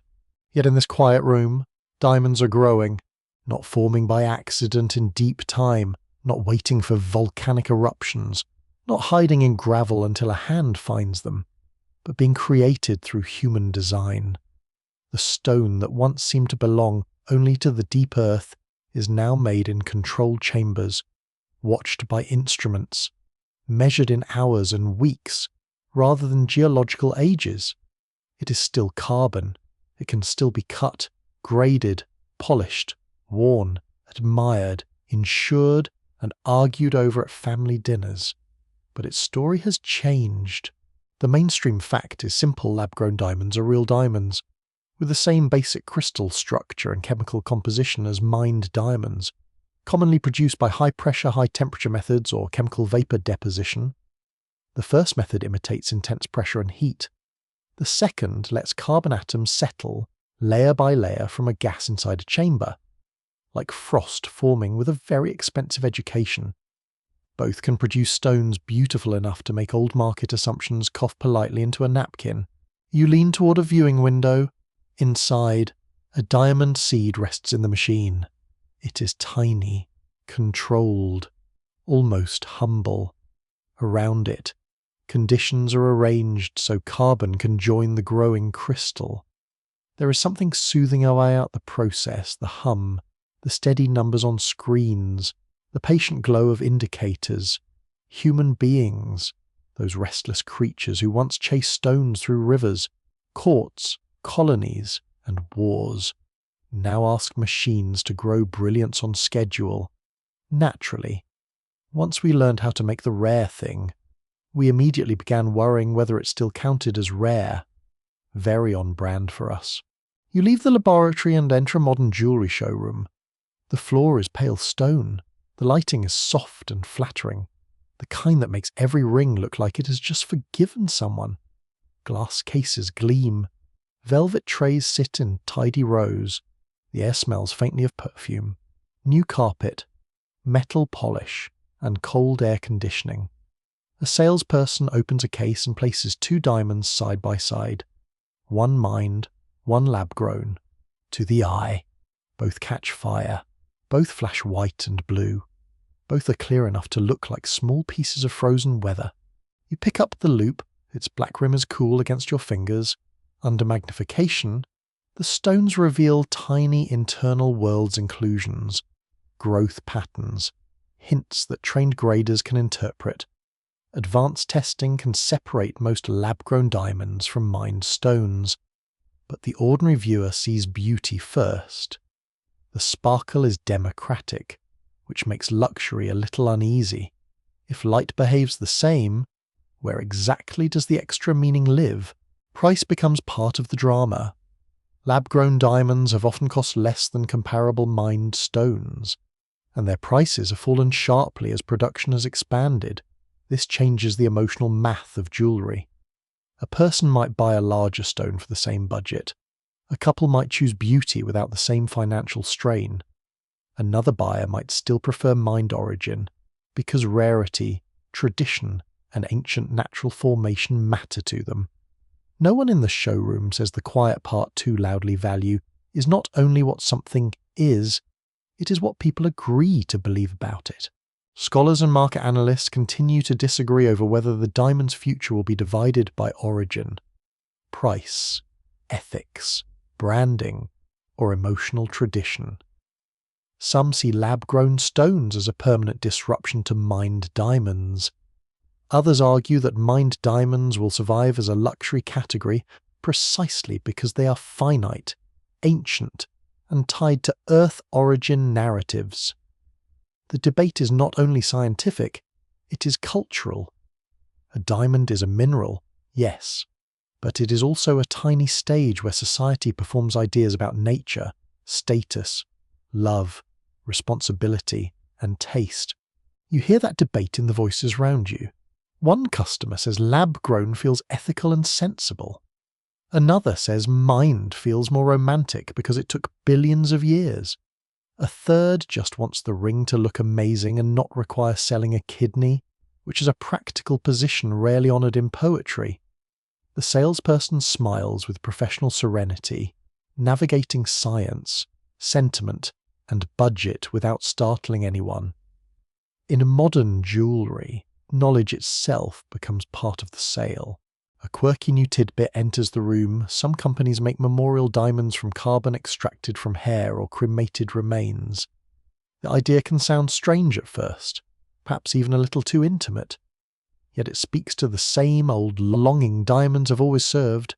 People want permanence. They want grief, love, memory, and identity to become touchable. A stone can sit on the hand when a voice is gone. It can catch sunlight at breakfast.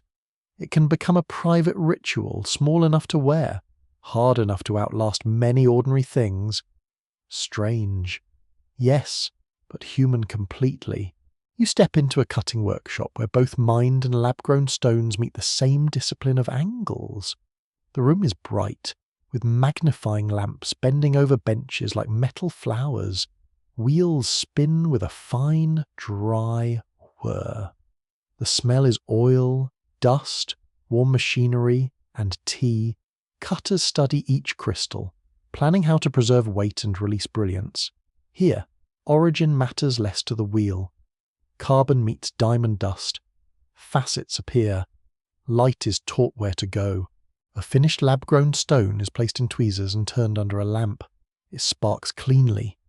No shame, no hesitation. The gem does not know people are arguing about authenticity. That is our hobby. The diamond simply takes light and returns it according to physics, which has always been less sentimental than marketing, but strangely beautiful anyway. Outside the workshop, the wider market feels colder. Luxury brands adjust their language. Retailers separate cases. Mined diamonds lean into rarity, natural origin, provenance, and heritage. Lab-grown companies speak of technology, transparency, price, and choice. Some consumers want sustainability, though that word itself requires care. Lab-grown diamonds need energy. Mined diamonds affect land, water, labour, and communities. Neither category becomes pure just because a brochure chooses a flattering font.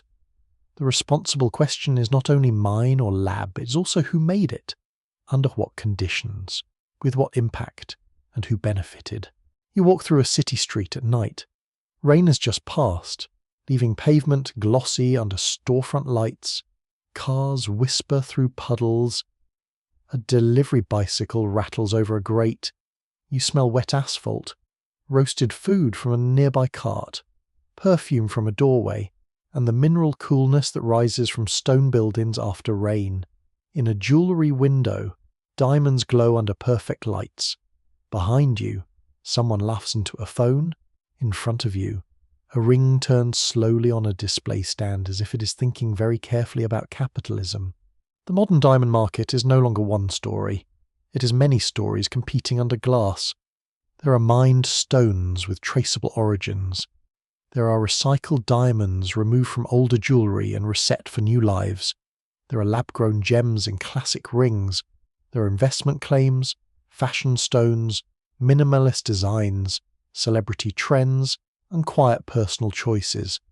There are people rejecting diamonds entirely, choosing coloured gems, plain bands, tattoos, or no ring at all.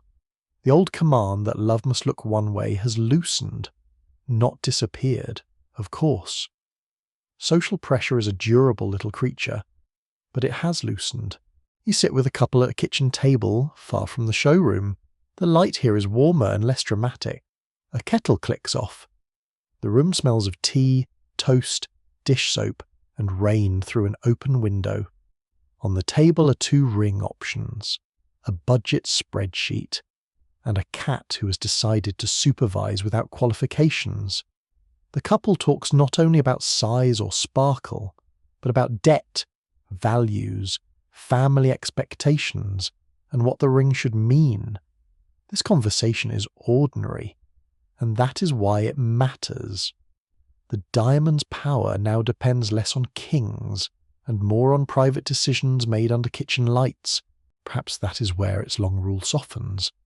A diamond once gathered authority by being distant deep earth, sacred temple, royal treasury, imperial map, controlled market. Now it faces a world that asks questions. Is it beautiful? Is it fair? Is it worth the price? Is it truly rare? Does origin matter? Does love need proof? And if proof is needed, must it be carbon? The answer is not one thing. A mined diamond can feel like deep time made visible. A lab-grown diamond can feel like human ingenuity made wearable. An inherited diamond can carry family memory. A recycled diamond can turn old luxury into new meaning. A simple band can say enough. The value lives partly in the stone, partly in the story, and partly in the hands that choose it. Now the lights grow softer and the showroom fades, the laboratory hum quiets. The rain outside becomes a gentle pattern, tapping windows, rinsing streets, smoothing the sharp edges of the day. You hold one final image, a small clear stone resting in an open palm. Cool at first, then slowly warming to the skin. Whether born in earth or grown in a chamber, it has no voice of its own. It waits for meaning, and people, tender and foolish and hopeful as ever, give it meaning. So let the diamond lose its noise now. Let the markets close, the machines settle, the counters go dark, and the careful little labels sleep inside their drawers. Let the stone be only a quiet point of light, not demanding, not promising more than it can hold, simply shining when light finds it. The world outside becomes slower. Rain slips from the roof, a distant car passes and fades. Your breathing eases, your hand relaxes. Somewhere in the dark, the old earth rests, the laboratory rests, the river rests, and every bright thing waits without hurry. The diamond is no longer a ruler tonight. It is only a small, calm star in the palm of memory, cool, clear, and still, while sleep gathers around it like velvet,